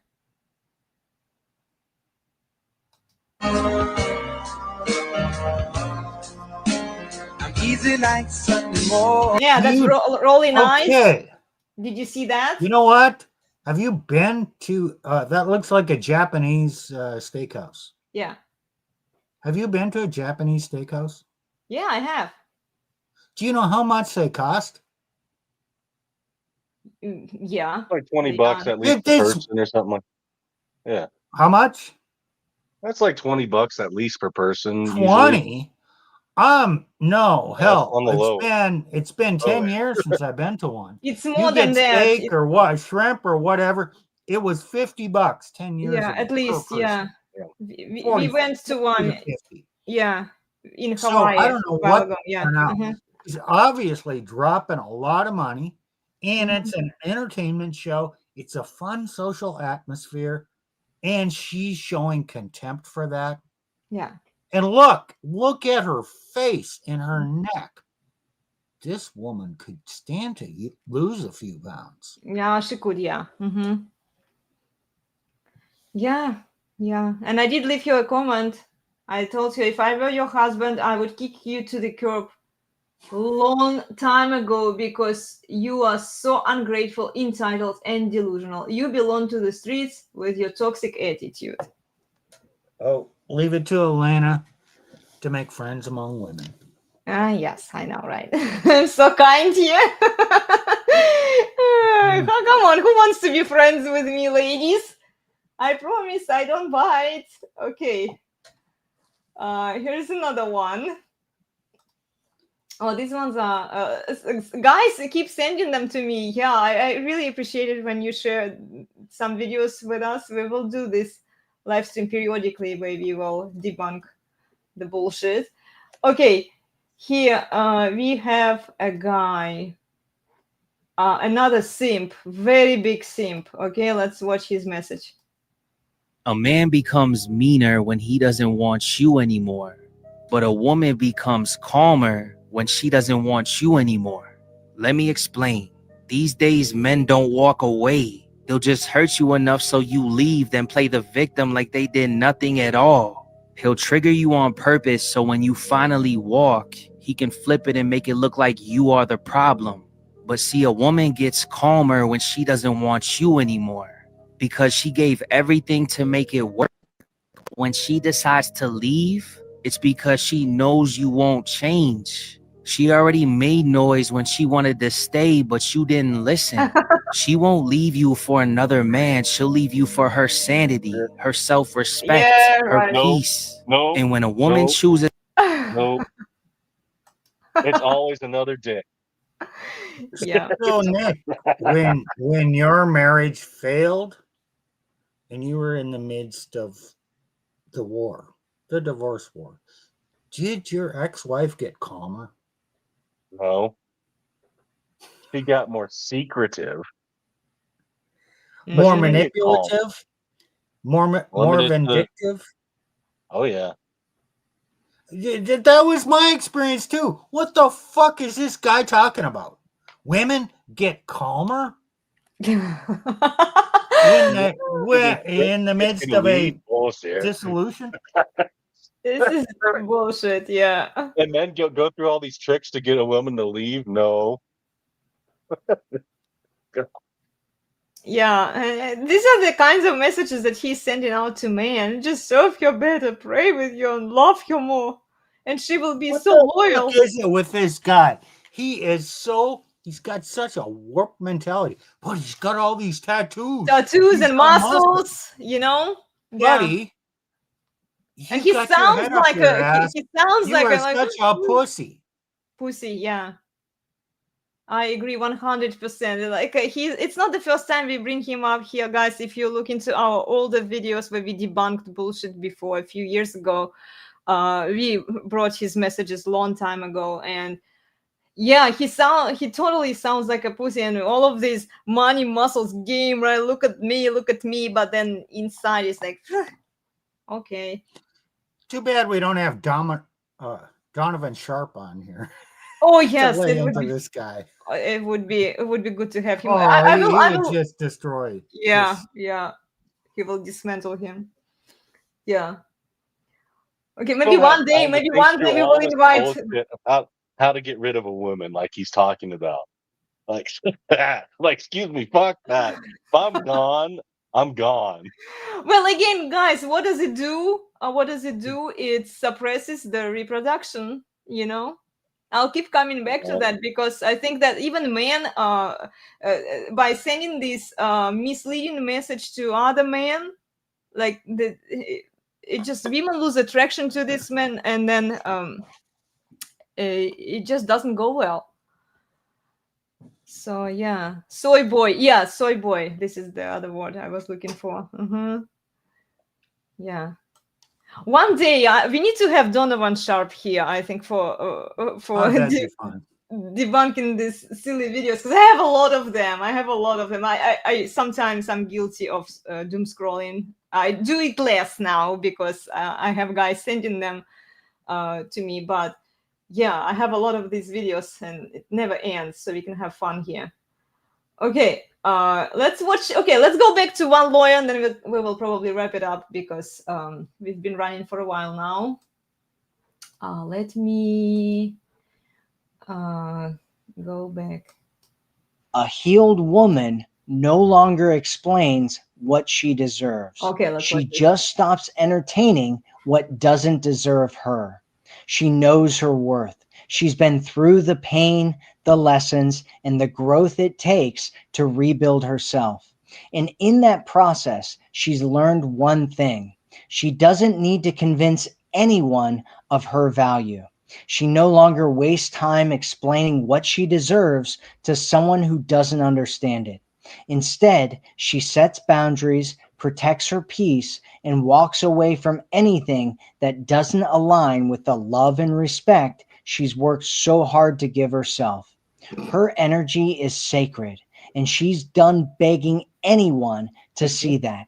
If you're lucky enough to have a healed woman in your life, cherish her, respect her, and meet her at her level, because she won't settle for anything less. Remember that. Remember a that. healed woman. Hey, that's why she's post-wall, single, with cats, whining cats. Yes. She can find no man. What planet she's washed does that guy up live and on? batshit crazy. She's batshit crazy and washed up, but she calls herself healed. Yeah, I know. She probably rode enough cock around the world, drank enough wine, gone through to finally be healed. But now she's got the 1,000 cock stares fucking worthless. But she knows your value and her worth, Nick. She won't settle down for less than she deserves. Come on.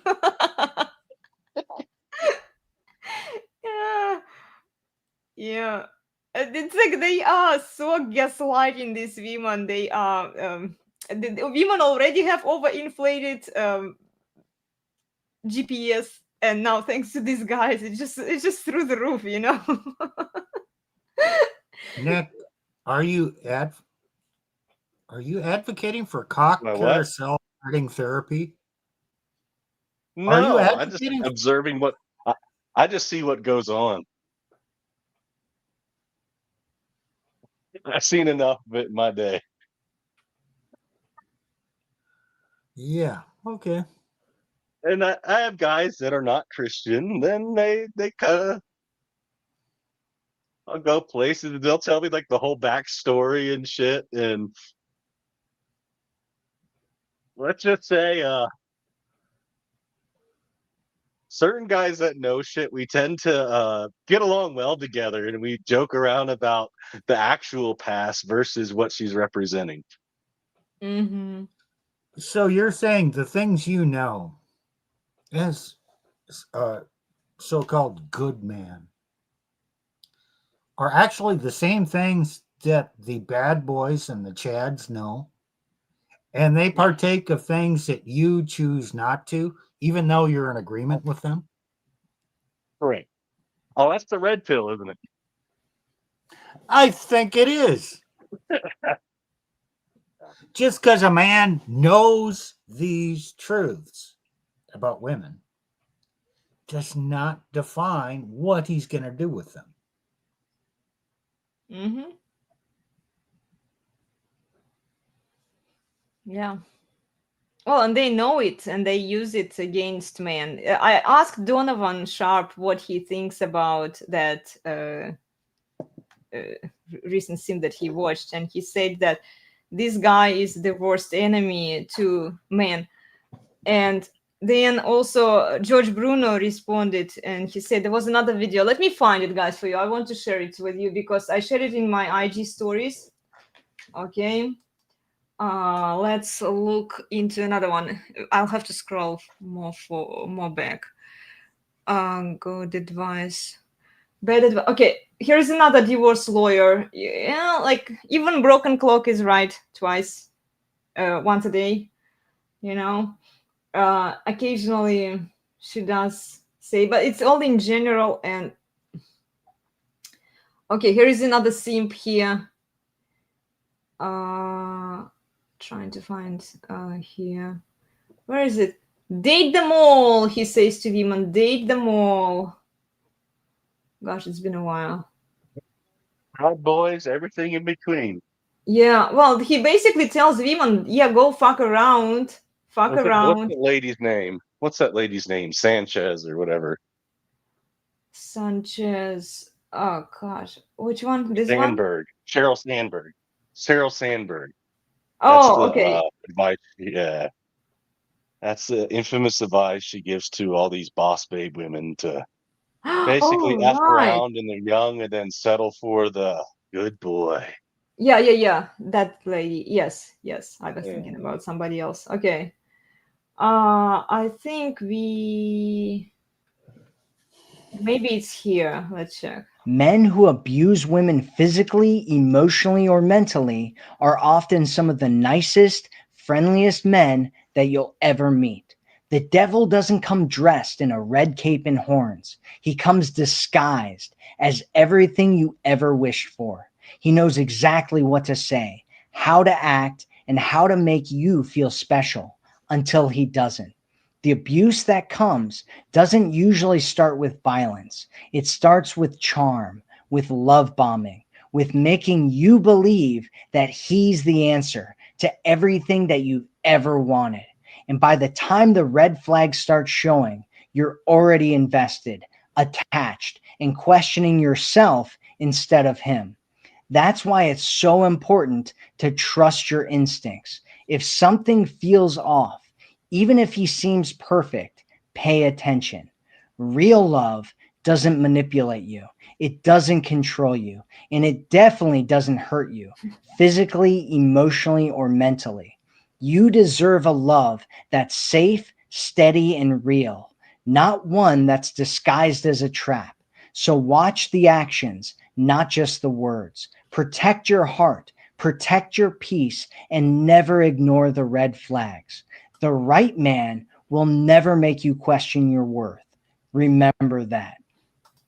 I like it how Oh, he's what at the the end. fuck? Look how This many guy- women are writing here. Exactly. Sorry, Steve. Go ahead. This guy is so full of shit. He's such a lying grifter. Is he making a lot of money from Probably. telling women what he wants to hear? What they Just want to this. hear? Look how Are they many sending him women. money? Because no man would talk like this unless he sold his soul for money. I mean, it's such a crock of shit. Yeah, I know. And then the other video that I'm trying to find, guys, I don't know if we will be able to. I hope we will. where he says, ladies basically date them all. And this is where I got George Bruno responding to his video. Rest in peace to all the Okay, it's another bullshit. Okay, let me just scroll through the ones. Okay. Until a man can be loud about you in his life, don't take him seriously. Here's the truth. If a man values you, he won't keep you a secret. He won't hesitate to let the world know you're a part of his life, whether it's introducing you to his friends and family or simply being proud to show you off. His actions will speak louder than his words. If he's quiet about you or only keeps you in the shadows, it's because he doesn't see you as someone permanent. And that's not the kind of energy that you want in your life. A man who is serious about you will make it clear that you matter, not just to him, but to everyone around him. Never settle for being someone's option or dirty little secret. You deserve to be with someone who's proud to call you theirs, who's consistent, and who makes you feel seen. If he's not loud about you, it's a sign that you need to be loud about your own worth and walk away. Jeez. Love isn't meant to be hidden. If he's serious, his actions will show it. And if they don't waste your time. You deserve someone who's proud to have you in your life. Remember that. Okay, check here the comments. The lady who followed his advice. That's why I decided to walk away, just like you advised me, and told him that I love myself more than I love you. Good luck to her. I know, right?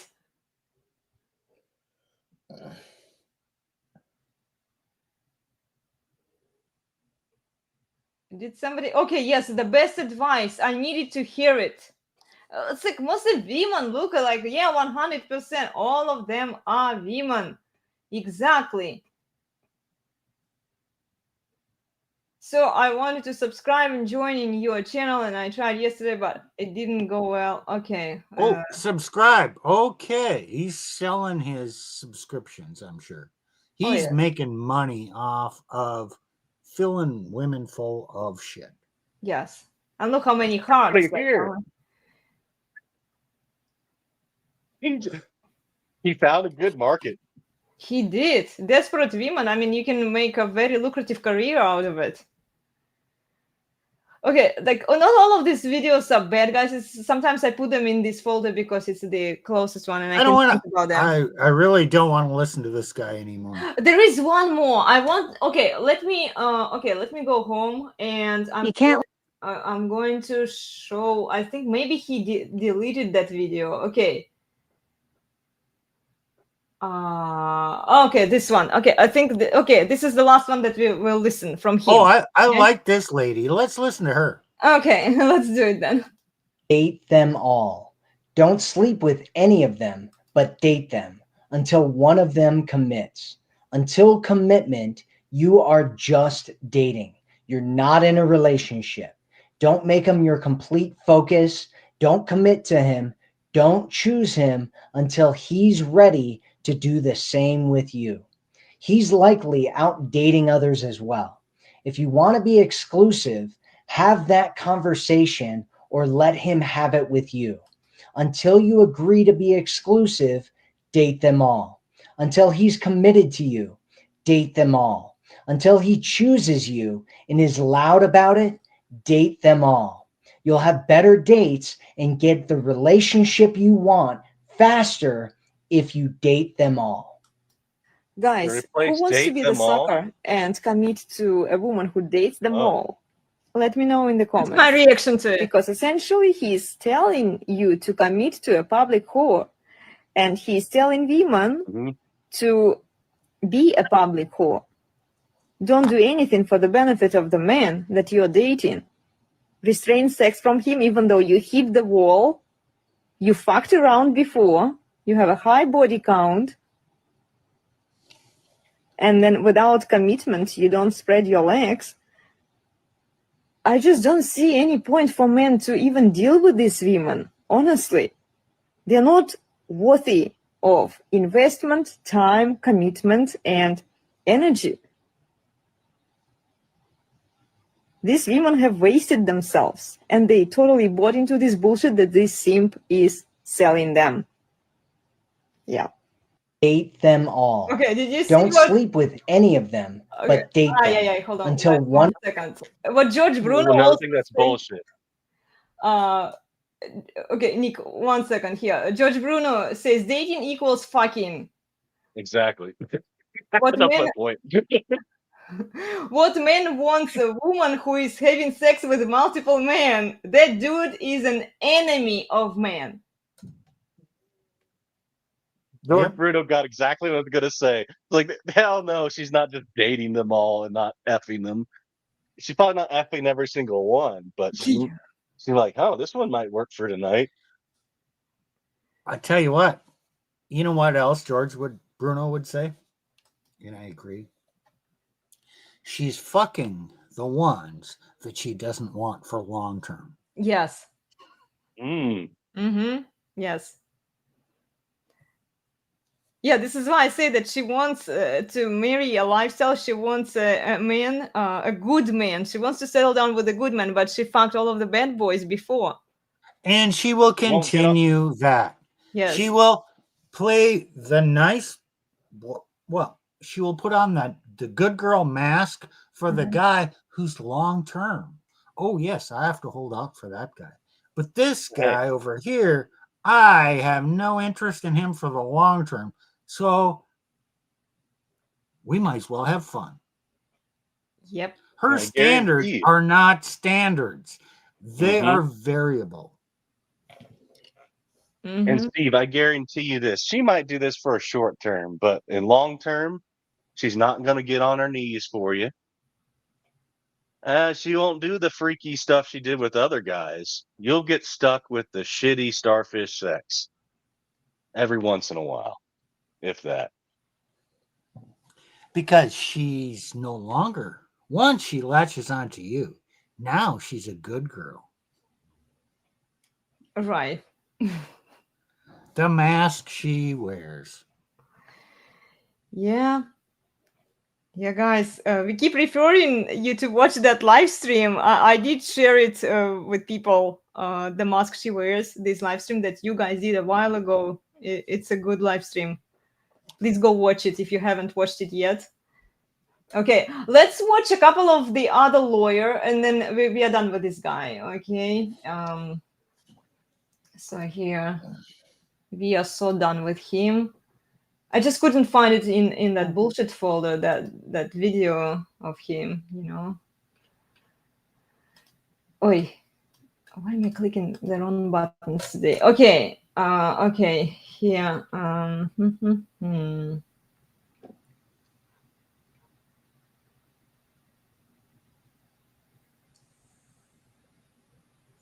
Oh, that's a good one, Nick. You're going to love it. Okay, this one is for you.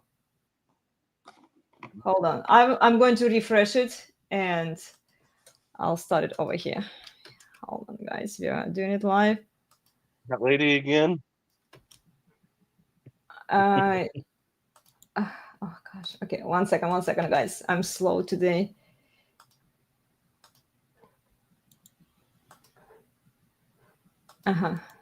Engaged for 10 years. You've been walking around with the engagement ring on your hand for 10 years. What do you get when you break up? Nothing. You have no legal rights to anything. You just are going to totally break up and walk away with nothing. So my suggestion to you is to make sure that when he buys you that car, it's in your name, because then that was a gift to you. It is titled in your name and it is yours. If he says the house is ours, make sure that you get on the title. The marriage license part is so important so that you will get support, that you will get assets. Without it, even if you're engaged, you're out of luck. If you've been engaged for 10 years, you've been walking around with the engagement. Gold digging 101. Yes. Okay. Also, get married. Get married so that you get something. You know what? This is the advice from a Jewish female lawyer to women.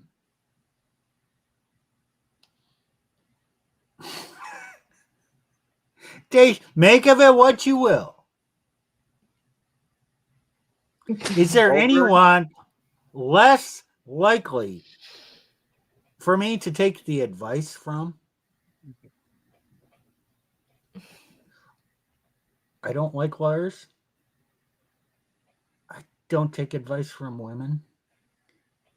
And I'll just say Jewish people have a different agenda than Christian people. I'll just say it. Okay, so yeah. No, if anything, she is telling you, she's advising women to be gold diggers and how to gold dig better. Yeah. Therefore, if a woman shows this behavior, run fast and far away. Yeah, I agree. I agree. She wants them to get married because then women own the system. The moment he gets married, he loses his leverage. And I said it to Pearl also that the best leverage that men have today is not to give women what women want. It's not to marry them, not to give them kids, not to do anything that women want, like that princess treatment that they believe they deserve. No, nothing, nada. What if they love Jesus a lot?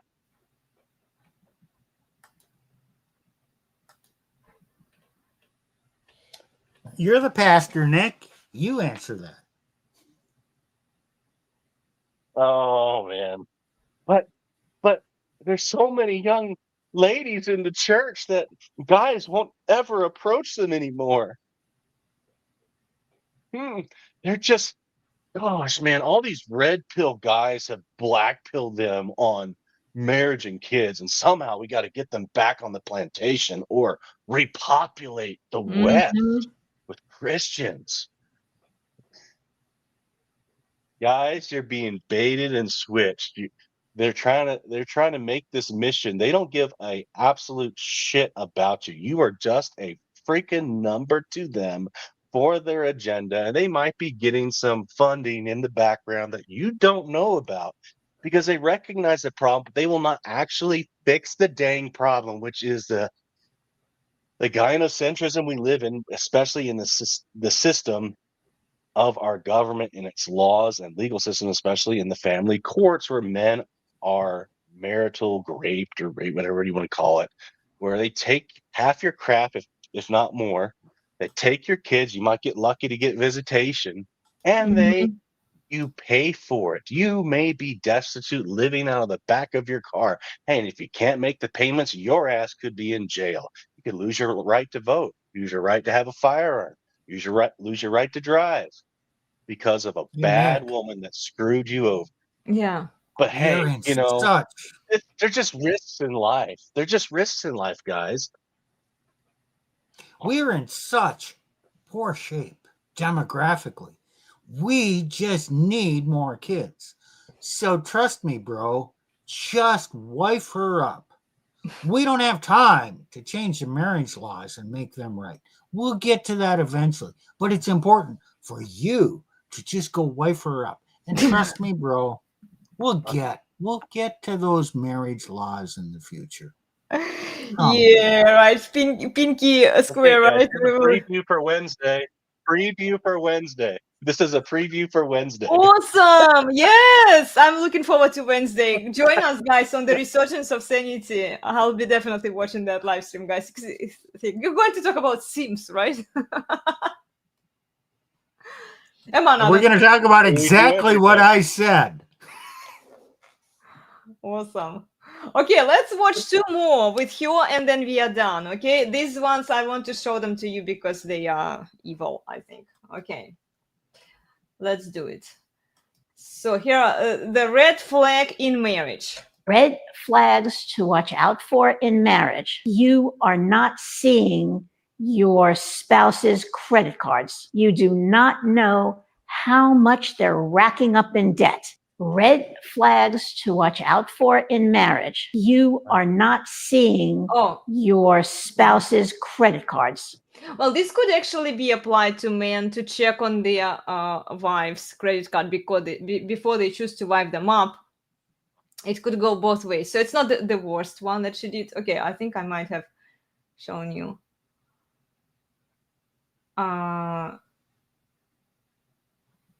Oh, okay. Here is another one. Okay, guys, sorry. Let's do this one. Are the expectations in marriage too high? Yes, when people get married, they have total expectations of how the other person is going to act. And it takes years to develop patience to learn the benefits of zipping your lip. It takes a very long time to learn how to live together when someone is not doing things exactly your way. That's why there's so many divorces in the first 2 years of marriage, because people cannot get along. Their expectations are not being met. They expect that the other person is going to be their perfect partner. But what's realistic? What's realistic is over time negotiating all of these issues so that both parties are happy. The fewer unrealistic expectations you have of your partner, the happier you'll be. Are the Okay, so I think I did leave your comment here, and I'm just saying. So your point is that she's trying to make here. I think it's that both men and women are equally delusional, but look at that. Both parties are happy equals woman is happy at all costs, while a man is your personal slave. This is usually how it realistically plays out in the current system.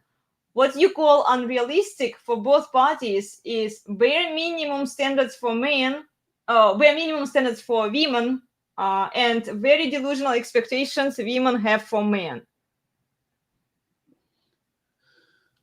Okay, so I got a question for Nick. If you're going to get divorced,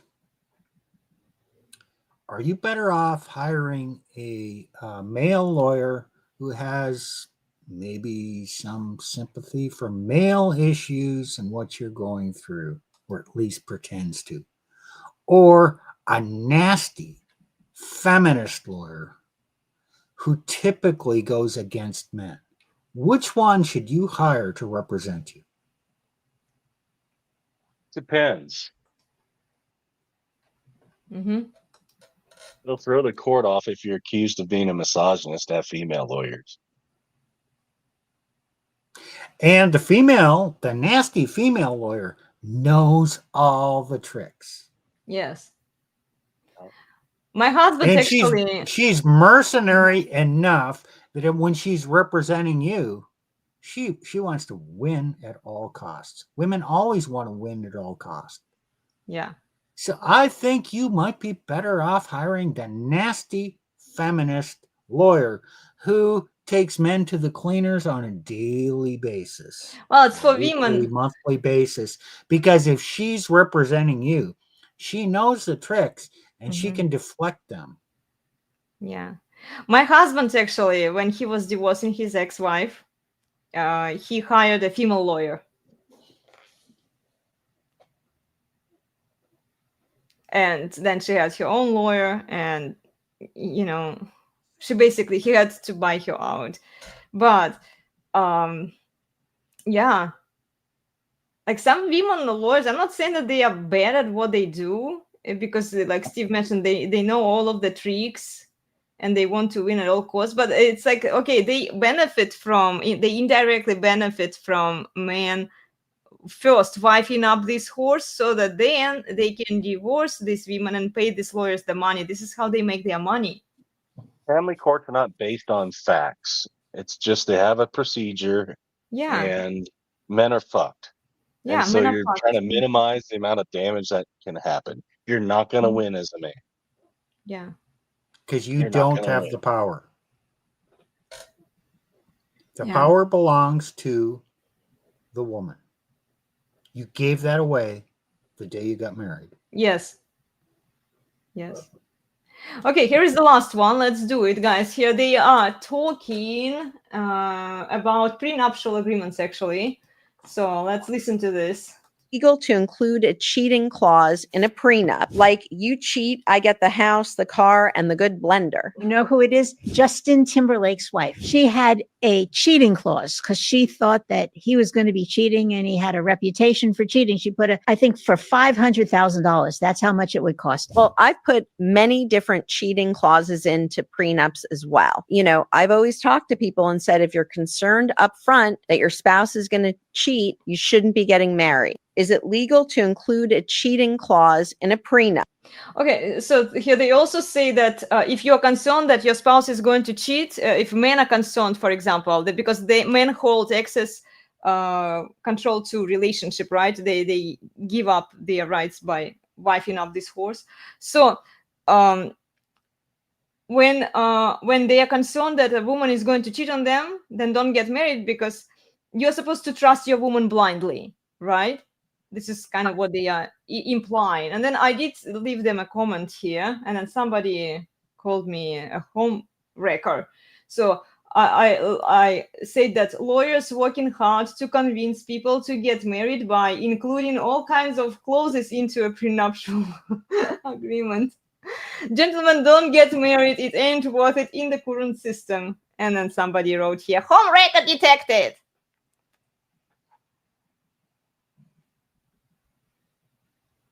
Dream record detected. That was exactly what I was going to say. Dream wrecker. Mm-hmm. There you go. What do they dream about, Steve?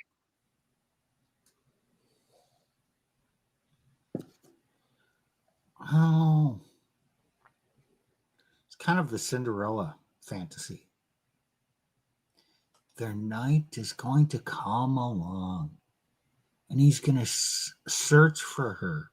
She'll leave a clue, like a slipper, and he's going to go and he's going to find her. And then he's so in love, he's going to marry her because she is a peasant girl, but really a princess. And she deserves her prince. And then they're going to have this fairy tale wedding, and she's going to live happily ever after.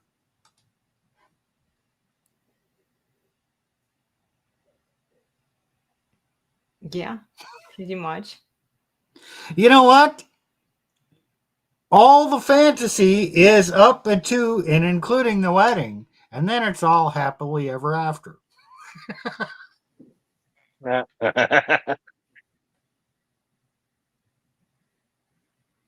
Yeah. It sounds like a succubus. Mm-hmm. Okay, guys. I think we are going to wrap it up. Do you want me to read you a fairy tale at the end? It's a short one with pictures. Okay. You know what? There's only one reason I'm going to say yes. Why is that? Because you've been talking about this for 3 or 4 weeks, and I'm going to have to keep hearing about it until you actually get to read your fairy tale. Okay. Okay, guys, this is the fairy tale about the little goldfish. Okay, it's for kids. I'll try to show pictures for you too here. They have a lot of pictures here. Once upon a time, an old fisherman lived with his wife in a humble cabin on the beach. Their hut had a thatched roof that leaked when it rained, rusty hinges on the door that creaked when the wind blew, and a cracked chimney that smoked whenever the fire was lit. They lived so poorly because the fisherman preferred to sit in the sun and mend his nets instead of catching fish to take to the market. He was a gentle and peaceful man, very content with his simple life. So here is the picture. Okay. But his wife was a nagger who was always dissatisfied. She scolded her gentle husband constantly because there was never enough food to eat or proper clothing to wear. Day after day, she complained about his laziness, their lack of money, and her miserable lot in life. One day, even angrier than usual, she shouted, "Go and catch some fish, you good for nothing lout, and sell them at the market. And if you come home empty handed again, you'll be sorry," she screamed. So the old fisherman picked up his nets and his lobster pots and his fishing lines and went down to the sea. But his luck was worse than usual that day. The poor man stood all day on a rock, casting his net again and again, but caught nothing. Finally, he found one tiny goldfish wiggling helplessly in his net. "Please spare me," cried the little fish. "I'm so small. I'm not worth cooking." The fisherman, amazed to hear a talking fish, took pity on him and threw him back in the sea. So here are the pictures. "What can I do to thank you?" cried the fish from the water. "I have no need of thanks," answered the gentle fisherman, who then went home to listen to his shrewish wife. She scolded louder than ever when her husband told her about the wonderful little goldfish he had spared and which had talked to him. "Did you really tell that enchanted fish we don't need anything? You nincompoop." That's another name for Simps, guys. She shrieked. "Dear wife," said her husband gently, "we have our house, the sun is warm, and we are both healthy. What more could we want?" "I want much more," she screamed. "I want a decent laundry bucket, for one thing. Start with that. Go tell that fish of yours to give me a new bucket right away." So the poor fisherman went back and called to the goldfish. So here is another picture, guys. These illustrations are so funny. Okay. The little goldfish appeared immediately, and the fisherman was almost too embarrassed to ask. "I wouldn't ask for a thing for myself," he said timidly, "but my wife has great need for a new laundry bucket." "It shall be yours," answered the fish. "Go home and you will find it there." The fisherman was overjoyed to find a beautiful new laundry bucket when he arrived home. "Are you happy now?" he asked his wife. "Happy?" she snapped harshly.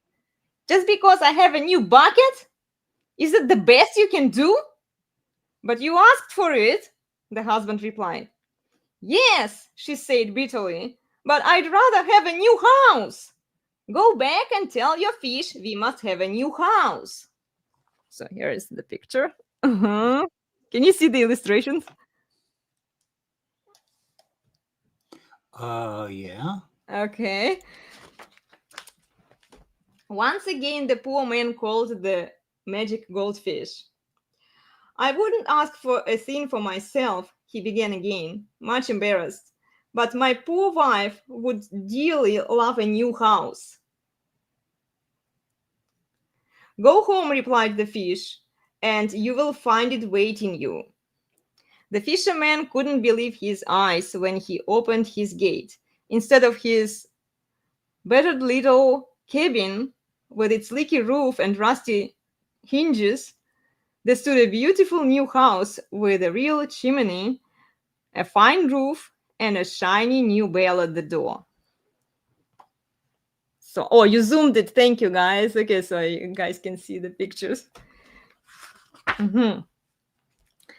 But he couldn't believe his ears either when he heard his wife scolding him just as sharply as ever. "How stupid you are!" she cried when she saw her husband. "But why?" he asked in amazement. "Why did you let that fish give you an ordinary, humble little house when it could be just as easily have given us a palace, said his wife angrily. A palace? Cried the fisherman. What would we do with a palace? Live in it, of course, like fine lords and ladies, she replied impatiently. Hurry now, go back and tell the fish we must have a palace. The little fish appeared again when the fisherman called out. It's not for myself, the fisherman began, with his usual hesitation and embarrassment. I know, said the little fish in a tired voice. It's for your wife. What does she want now? A palace, said the fisherman, feeling terribly ashamed. She shall have it, replied the fish, now without pleasure in his generosity. So here are the pictures. When the weary fisherman returned home, the modest new house was gone, and in its place was a splendid palace with beautiful gardens and a grand stairway. Atop these stairs stood his wife in the rich costume of a fine lady. How shabby you are, she shrieked when she saw him and ordered him to live in the stables. But a few days later, she called him again to say that palace didn't please her. Okay, here it is. Tell the fish I must have a great castle because I desire to be a true queen, she commanded her husband. And the poor man set out to obey. The very next day, his wife became queen and possessor of a magnificent castle. But being a queen didn't really please her either, and so she summoned her husband again. Go bring me your magic fish, she demanded. I want him to live with me and be my slave. But first, he must make me the ruler of the world.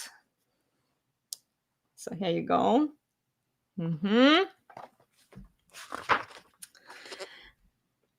And there he comes. It's not for myself, the fisherman began again when the goldfish appeared. I know, said the fish impatiently. It's once again for your wife, and I think it's about time to teach her a lesson. Go home now, and you will find that even though you have never asked for anything for yourself, I have given you the most wonderful of all my gifts. The puzzled fisherman returned home, where to his amazement, he didn't find a magnificent castle, nor a splendid palace, nor even a beautiful new house. Instead, he found his old cabin with its leaky roof and creaky door. But his amazement was even greater when his wife came to the doorway and called to him in a sweet voice, welcoming him with a tender smile. Immediately, the gentle fisherman knew that the little goldfish had truly given him the most wonderful of all gifts. And from that day on, the fisherman and his wife lived happily together in their humble cottage and always treated each other with love and kindness. Here you go, guys. Okay, Steve, you can bring us back, or who did it, Nick? Yeah, I did it. Okay. Let's see. Mm-hmm. That Oh, one? no, not that one. That one? This one. That Okay. one. Awesome. Okay. Yay. So, what do you think about this tale? So, I got some questions. Is it possible to please a woman by giving her what she asked for? Well, based on this story, guys, I don't think so. So, if this story was told to children, to young girls, it's like, yeah, keep asking for what you want, but you're not going to be happy. And if it's told to young boys, yeah, you're going to give your wife everything she asked for, but you're still going to be miserable. So the lesson here is to men, you're just going to have to be in charge and don't listen to your wife. Don't make your life about pleasing every whim. And to women, to young girls, don't try and do this. Guess what? She was actually happy at the end with what she had. So I think these are good stories for young people. Yeah. Especially Otherwise, if given you're our not- materialistic society today. So there's two things that I thought. I haven't never heard that story before, but I thought there's going to be two other different endings. Okay. He went back home, and there was no woman there. Yeah, that could be also. Yeah. Or he had a new wife that was there. Yeah. That one where a woman leaves a man, it's more likely to happen today.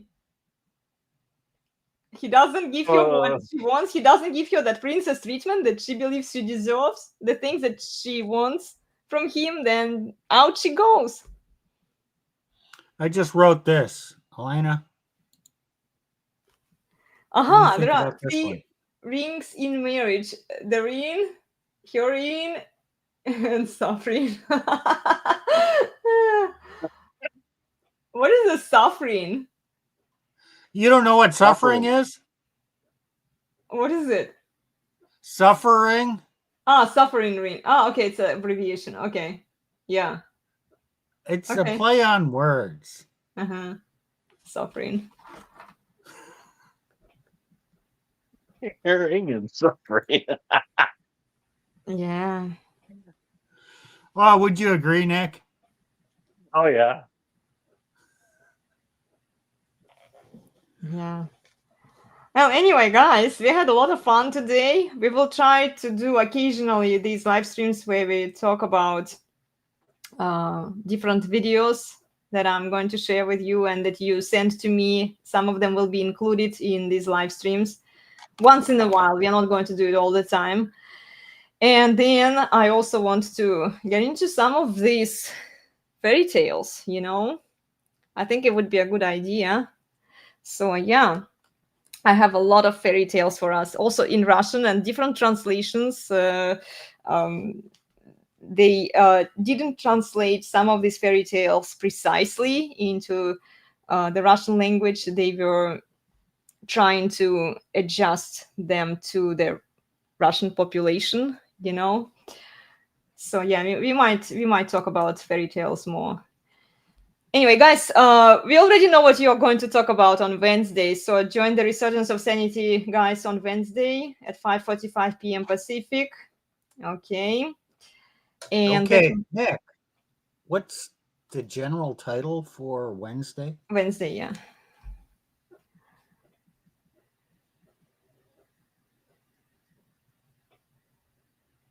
Is he gone?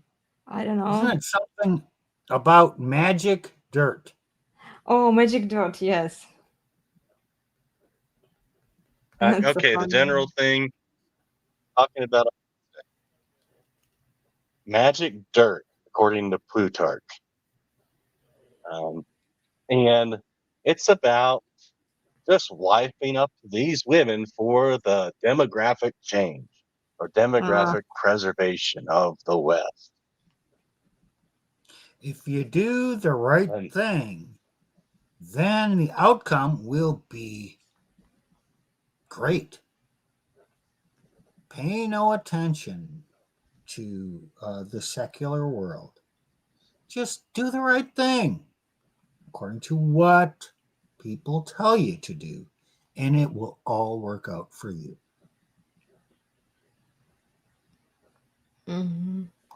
So that is the general advice. And I think Nick and Plutarch are going to challenge that general advice. It's going to be fun. I'm looking forward to it. I think we I'm did this like 2 all, years ago. yeah, I think you did something similar. It's like Yeah. I I'm all think about don't it's just wife up this public horse. So yeah, it would or be not. They don't interesting. just have to be public, but just well, we have all these church girls that need to get married, and they're so good. Well, Nick, I call Yeah. them undercover because of the masks that they are wearing. They are undercover public horse. They still have that same mindset, the sisterhood mindset, right? The team woman mindset. hmm They still Oh, and prioritize they keep their. cloud. And they have two groups of friends. Yeah. The ones that think they're all innocent, they're all on their side, and they're their holy Christian friends. And then they have the other friends that know what she does at night. Yeah. So Living into worlds there. Huh? Yeah. seems Yeah, to me I'm not saying it's that every one of them, but it's a lot. I gotta define this. Make sense of what Elena says. What do I say? Oh, she's come out recently and said all women are whores. All women Yes. are whores. Yes. Right? Okay, so now she's against undercover public whores. So to make sense of this, I have to assume that she's advocating a woman, since all women are whores, Yeah. supposedly, that a woman should be a private, exclusive whore for her husband instead of an undercover public whore. Do I have this right? Yes. 100%. Oh, okay, great. Now I can sleep tonight. Yeah, good. I'm glad I clarified it. Yes, guys. You didn't clarify it. I clarified it. You clarified it for all of us. Yes, yes. Well, I did do some short videos where I try to explain it, but yeah, this is exactly what Steve is saying. I'm suggesting that women, well, it can be too late, you know, but like maybe some younger women who haven't acquired high body count and they're thinking of doing that because of the advice from Simps and the sisterhood on social media. You know, maybe there will be a few women who will listen. I think this is great news because the behavior of young women indicates that they all kind of want to go down this path to be whores. Mm-hmm. So, okay, we're giving you an option here. Elena's giving you an option. You can do that. Yes. Fine. You have a choice. Undercover public or private exclusive. Yeah. And you can choose. And I've seen some virgins, or well, they say that they are biological virgins. Nobody knows because nobody checked it, right? But there are some women who claim themselves to be biological virgins, and then they are all about vanity. Oh, look at me, I'm so real here, I'm so good, I'm this and that, I'm natural, I have natural eyelashes, I have natural nails, everything is natural with me here. This is LARPing and virtue signaling, guys. This is the behavior of very promiscuous undercover public whores, because they are not looking to consolidate on one man. If they wanted marriage, they could find a man, because there are more traditional men out there than traditional women. Their actions speak louder than their words. So don't buy into this bullshit that they are selling you. I agree with Pearl. She mentioned that if women are not married by the age of 25, there is something wrong there, you know. And if they want marriage, if they say they want marriage and they are not married by the age of 25, sorry, ladies, you belong to the streets. Hey, how old were you when you got married? I met my husband 24, so I barely passed that line too. But I mean, oh, okay, great. I mean, I was just wondering. No, it took us a year and a half to actually get married because of the distance. And then that's another thing that you start settling down, right? Even if you meet the right man that you want to marry, ladies, it's going to take you a while from where you are like dating to the actual marriage. It just takes time. It takes time. So yeah, and then because I was 24 when I met my husband. I got married when I was 26, well 25, like turning 26. It was pretty late for us to even have kids, because I moved to a different country. I had to learn the laws. I had to learn how to drive. Everything takes time. If I thought about marriage in my 20s and married earlier, maybe it wouldn't be my husband, would be another man, but maybe at that point I would have children because I would have more time. But when you realize Not that okay, simple. when you It's realize not that that simple. I know more of the story. There's more of the story than this. Okay, this is a big part, but it's also about the social conditions in the US.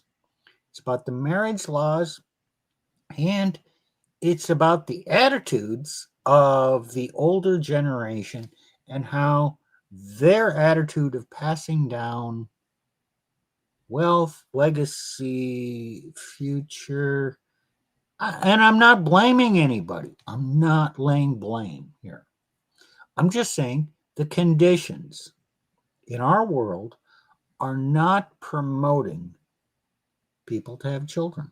oh, that's true. And also, women, when they hit the wall, usually what happens is like they all convert into tread wives when they are like close to hitting the wall. Maybe they realize that, okay, now it's time for me to consolidate. So they are in their 30s, maybe like late 20s. They want a man, but it's late. It's late, ladies. By the time you even find that man, it's like you wasted yourself. If you don't have a dowry, if you don't think about marriage since your puberty, I would say, like then what are you doing? What are you doing? And then they have this entitled attitude, like, I'm the table, right? I don't need to bring anything to the table. I don't need to bring the dowry, right? What kind of dowry are you talking about? I'm like, yeah, it's then they appeal to traditionalism. This is what traditionally was done. What's your dowry? At least to compensate for all of your bullshit, for men to So even you're consider saying you. women want tradition without being traditional? Of course. They expect How's men that to working? behave. How is that working out for women? It's not.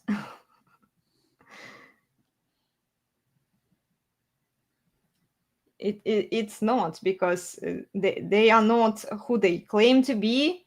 We don't live in a traditional society. Traditionalism requires patriarchy. It requires women to be restrained. And women are not restrained today. So, ladies, all of your traditionalism bullshit that you promote, and I'm so traditional. Look at me, I'm a trad wife here. Oh, I want a family so bad. And then they post these cute pictures of kids and, pregnant women. I've seen a lot of that on Twitter. Yeah, Yes. all of this is just superficial visual manipulations. And now we have a new role model for young women. Elena is a perfect role model of a restrained woman.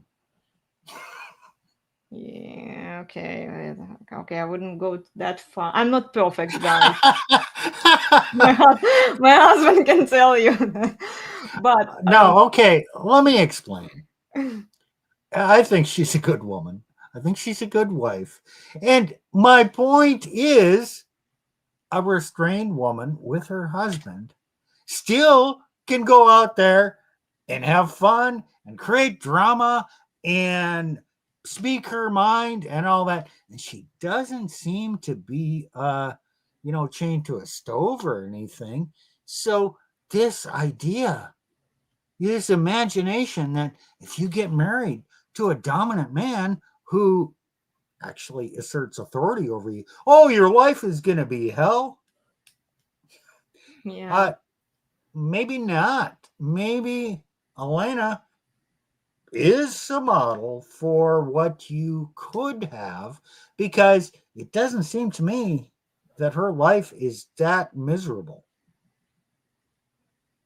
It's not, but good luck convincing. And I'm not even trying to convince them, because I don't want this horse to come in and then put a fake mask, like fake whatever identity they want to fake, and then bamboozle the man, because men see it in me maybe, and then they will be like, oh, I want a girl like you, and then she fakes it, and then they get bamboozled by it, and then she grapes them in the divorce court. I don't actually want to help these kinds of women. Let me translate. Elena doesn't want women to win the lottery if they don't deserve it. If they haven't earned it, like with their attitude, and this is what I keep saying to women, you want all of the prizes and benefits without doing the work. And then they say, well, it's like your lifestyle, right? I work a lot, and I help my husband in everything that I can help. And the attitude of the tradcons and tradwives, we just want to stay home, okay? Here is social media, here's my baby, I'm going to do all of these things, right? But I'm going to get a bunch of veneration and attention from these random horny dudes on the internet, right? This is the wrong kind of mindset if you want a family. But they don't want to work. They see, okay, I'm so oppressed. Convincing a feminist, even an undercover feminist, that work is bad for women, the workforce is bad for women, guys. It's they will gladly give up their work if they can get cash and prizes. Like, yes, just stay home because you deserve, like what Charlie Kirk was saying, you deserve a good husband who can provide for you, right? Who can do all of these things for you. And then, yeah, he does all of these things for you. Now, how realistic is it? How many people can afford a family with kids on a single family household? Because we've created the environment that doesn't support it, that Steve mentioned. No, women will have to work, and women will have to put out, and women will have to do way more than they want to do. Even with these good men, traditional men who can provide. You don't get to demand things. Like when you want a traditional man, you must comply 100% without question. You get told what to do. And this is what they don't want. They don't want to get told what to do in that relationship. Of course not. But they really don't want to decide what to do on their own either. Well, then okay, fine. Go find yourself, fuck around, be a public whore, and you know what? It's actually better for men if more women are more obvious about who they are than try to mask and camouflage it. Because that mask and women are getting sneakier and sneakier about it. Guys, I highly recommend you to watch Anita Morket's saga, because I'm showing to you the manipulations that women are running on men. The words, the techniques, the tactics that they are using to bamboozle you into thinking that, oh, she's so docile, like she treats me with respect. Oh, she doesn't blame me, she doesn't shame me. Like a lot of tradcon women, trad wives, they shame society. Oh, society is so broken, it's so immoral, and we are trying here, we are so virtuous, we are trying to promote here the family values in our immoral society. Who the fuck cares? We live in an immoral society, ladies. You want to be a better wife? Prove it to your husband. So my message to Erica Kirk is, instead of saying that, oh, your man is supposed to serve you, right? Why didn't you ever ask your husband how you could be a better wife for him, how you could be a better mother for your children?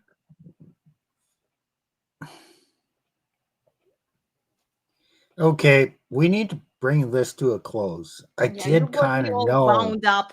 how Elena reacts to things, and I did kind of invite this tirade because she's telling the truth, and it's enjoyable to watch. At least somebody finds it Quarter amusing, in. guys. Yeah. Yeah, gentlemen, stay away from these public whores. They are not worth it.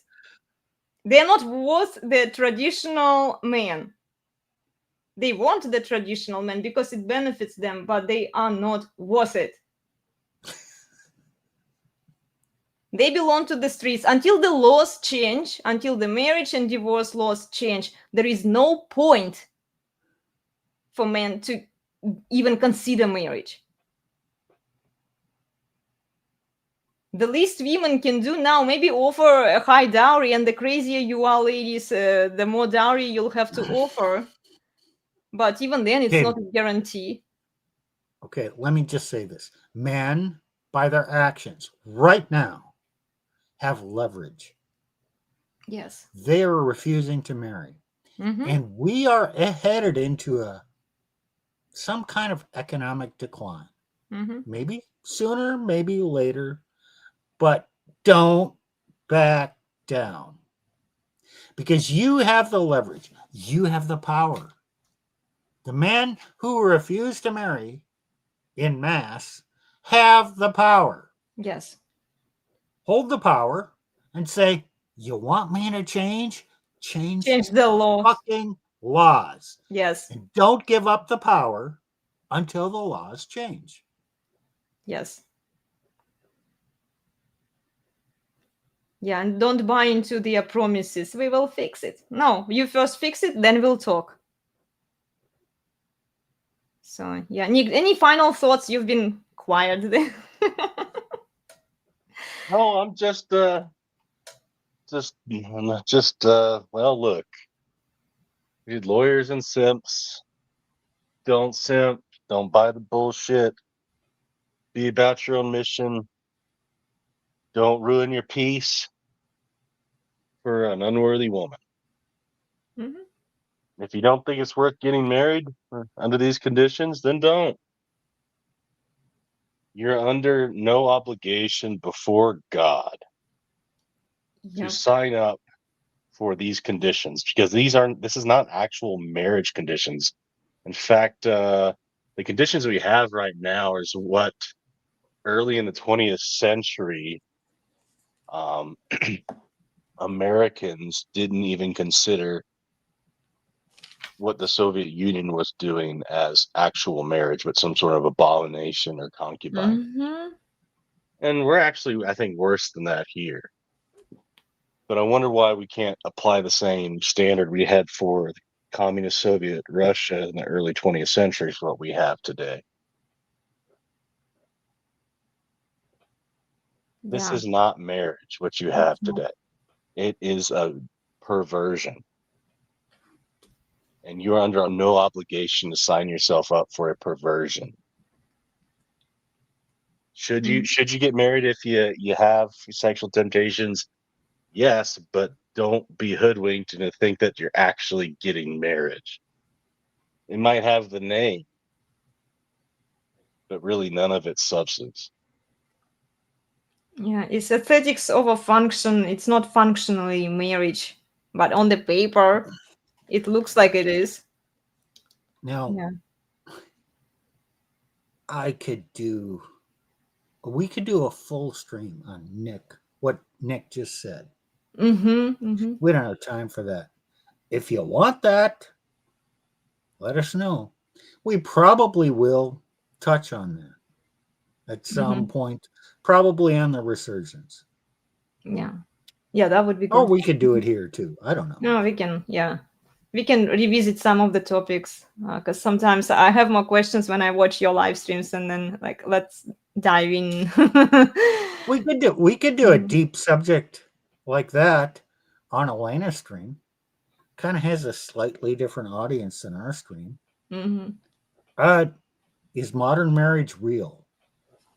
That's a good one. That would be the title that I would propose. Yes. And we can Mm-hmm. and you know what? We have these type of discussions on the Resurgence of Sanity channel. But so far we've never had a woman on that channel. And it's kind of a guideline that we intend to maintain. But Does that mean Elena doesn't want to get involved? Hell no, she wants to participate. So could we have a serious stream on her channel where she gets to be involved in the discussion? There's no rules against that. What do you think, Elena? Oh, I agree. I actually appreciated that you guys have rules about it's just male space, and if women want, they can write comments, right? But you don't.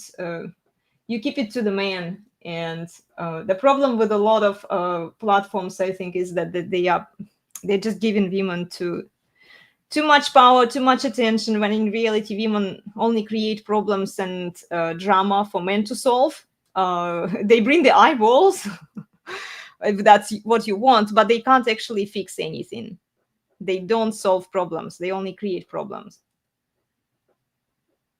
Solution to the demographic, and you will touch up on it, I'm sure, on Wednesday. It's not going to come from women, and I've seen some social influencers believe that, well, but we need to influence women, we need to convince women that they need to go to the kitchen and this is better for them. Like, no, you don't.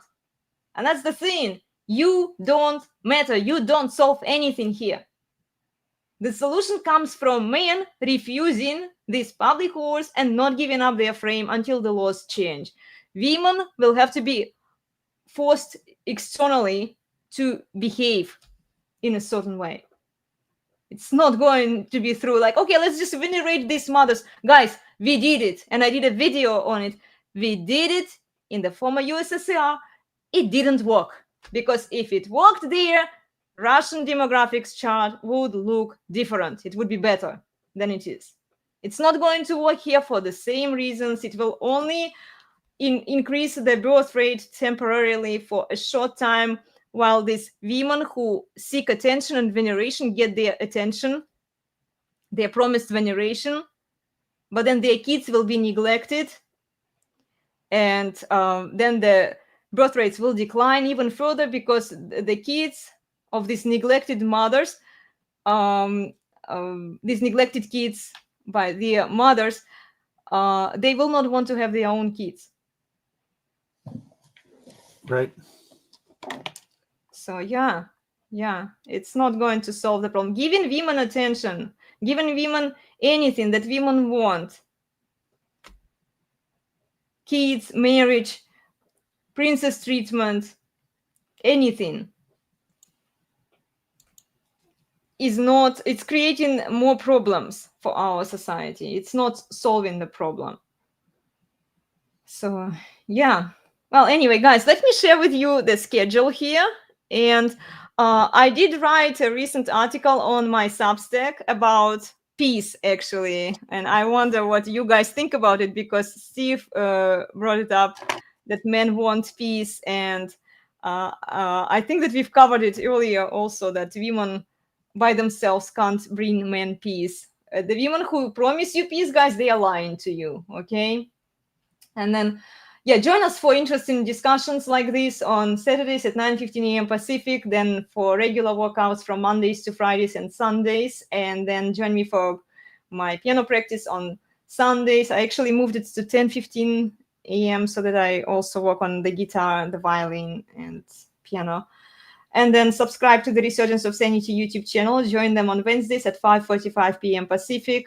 Join us for the cross-training fitness program on Udemy. And I have more workouts for you on Patreon with the community classes and Pilates, which is very good for you guys. If you want to support the channel and sign up for the classes, you can check my Patreon, okay? And please subscribe to my Substack articles. I do share the summary of our discussions there as well, okay? So yeah. Okay, I think we are done here, right, guys?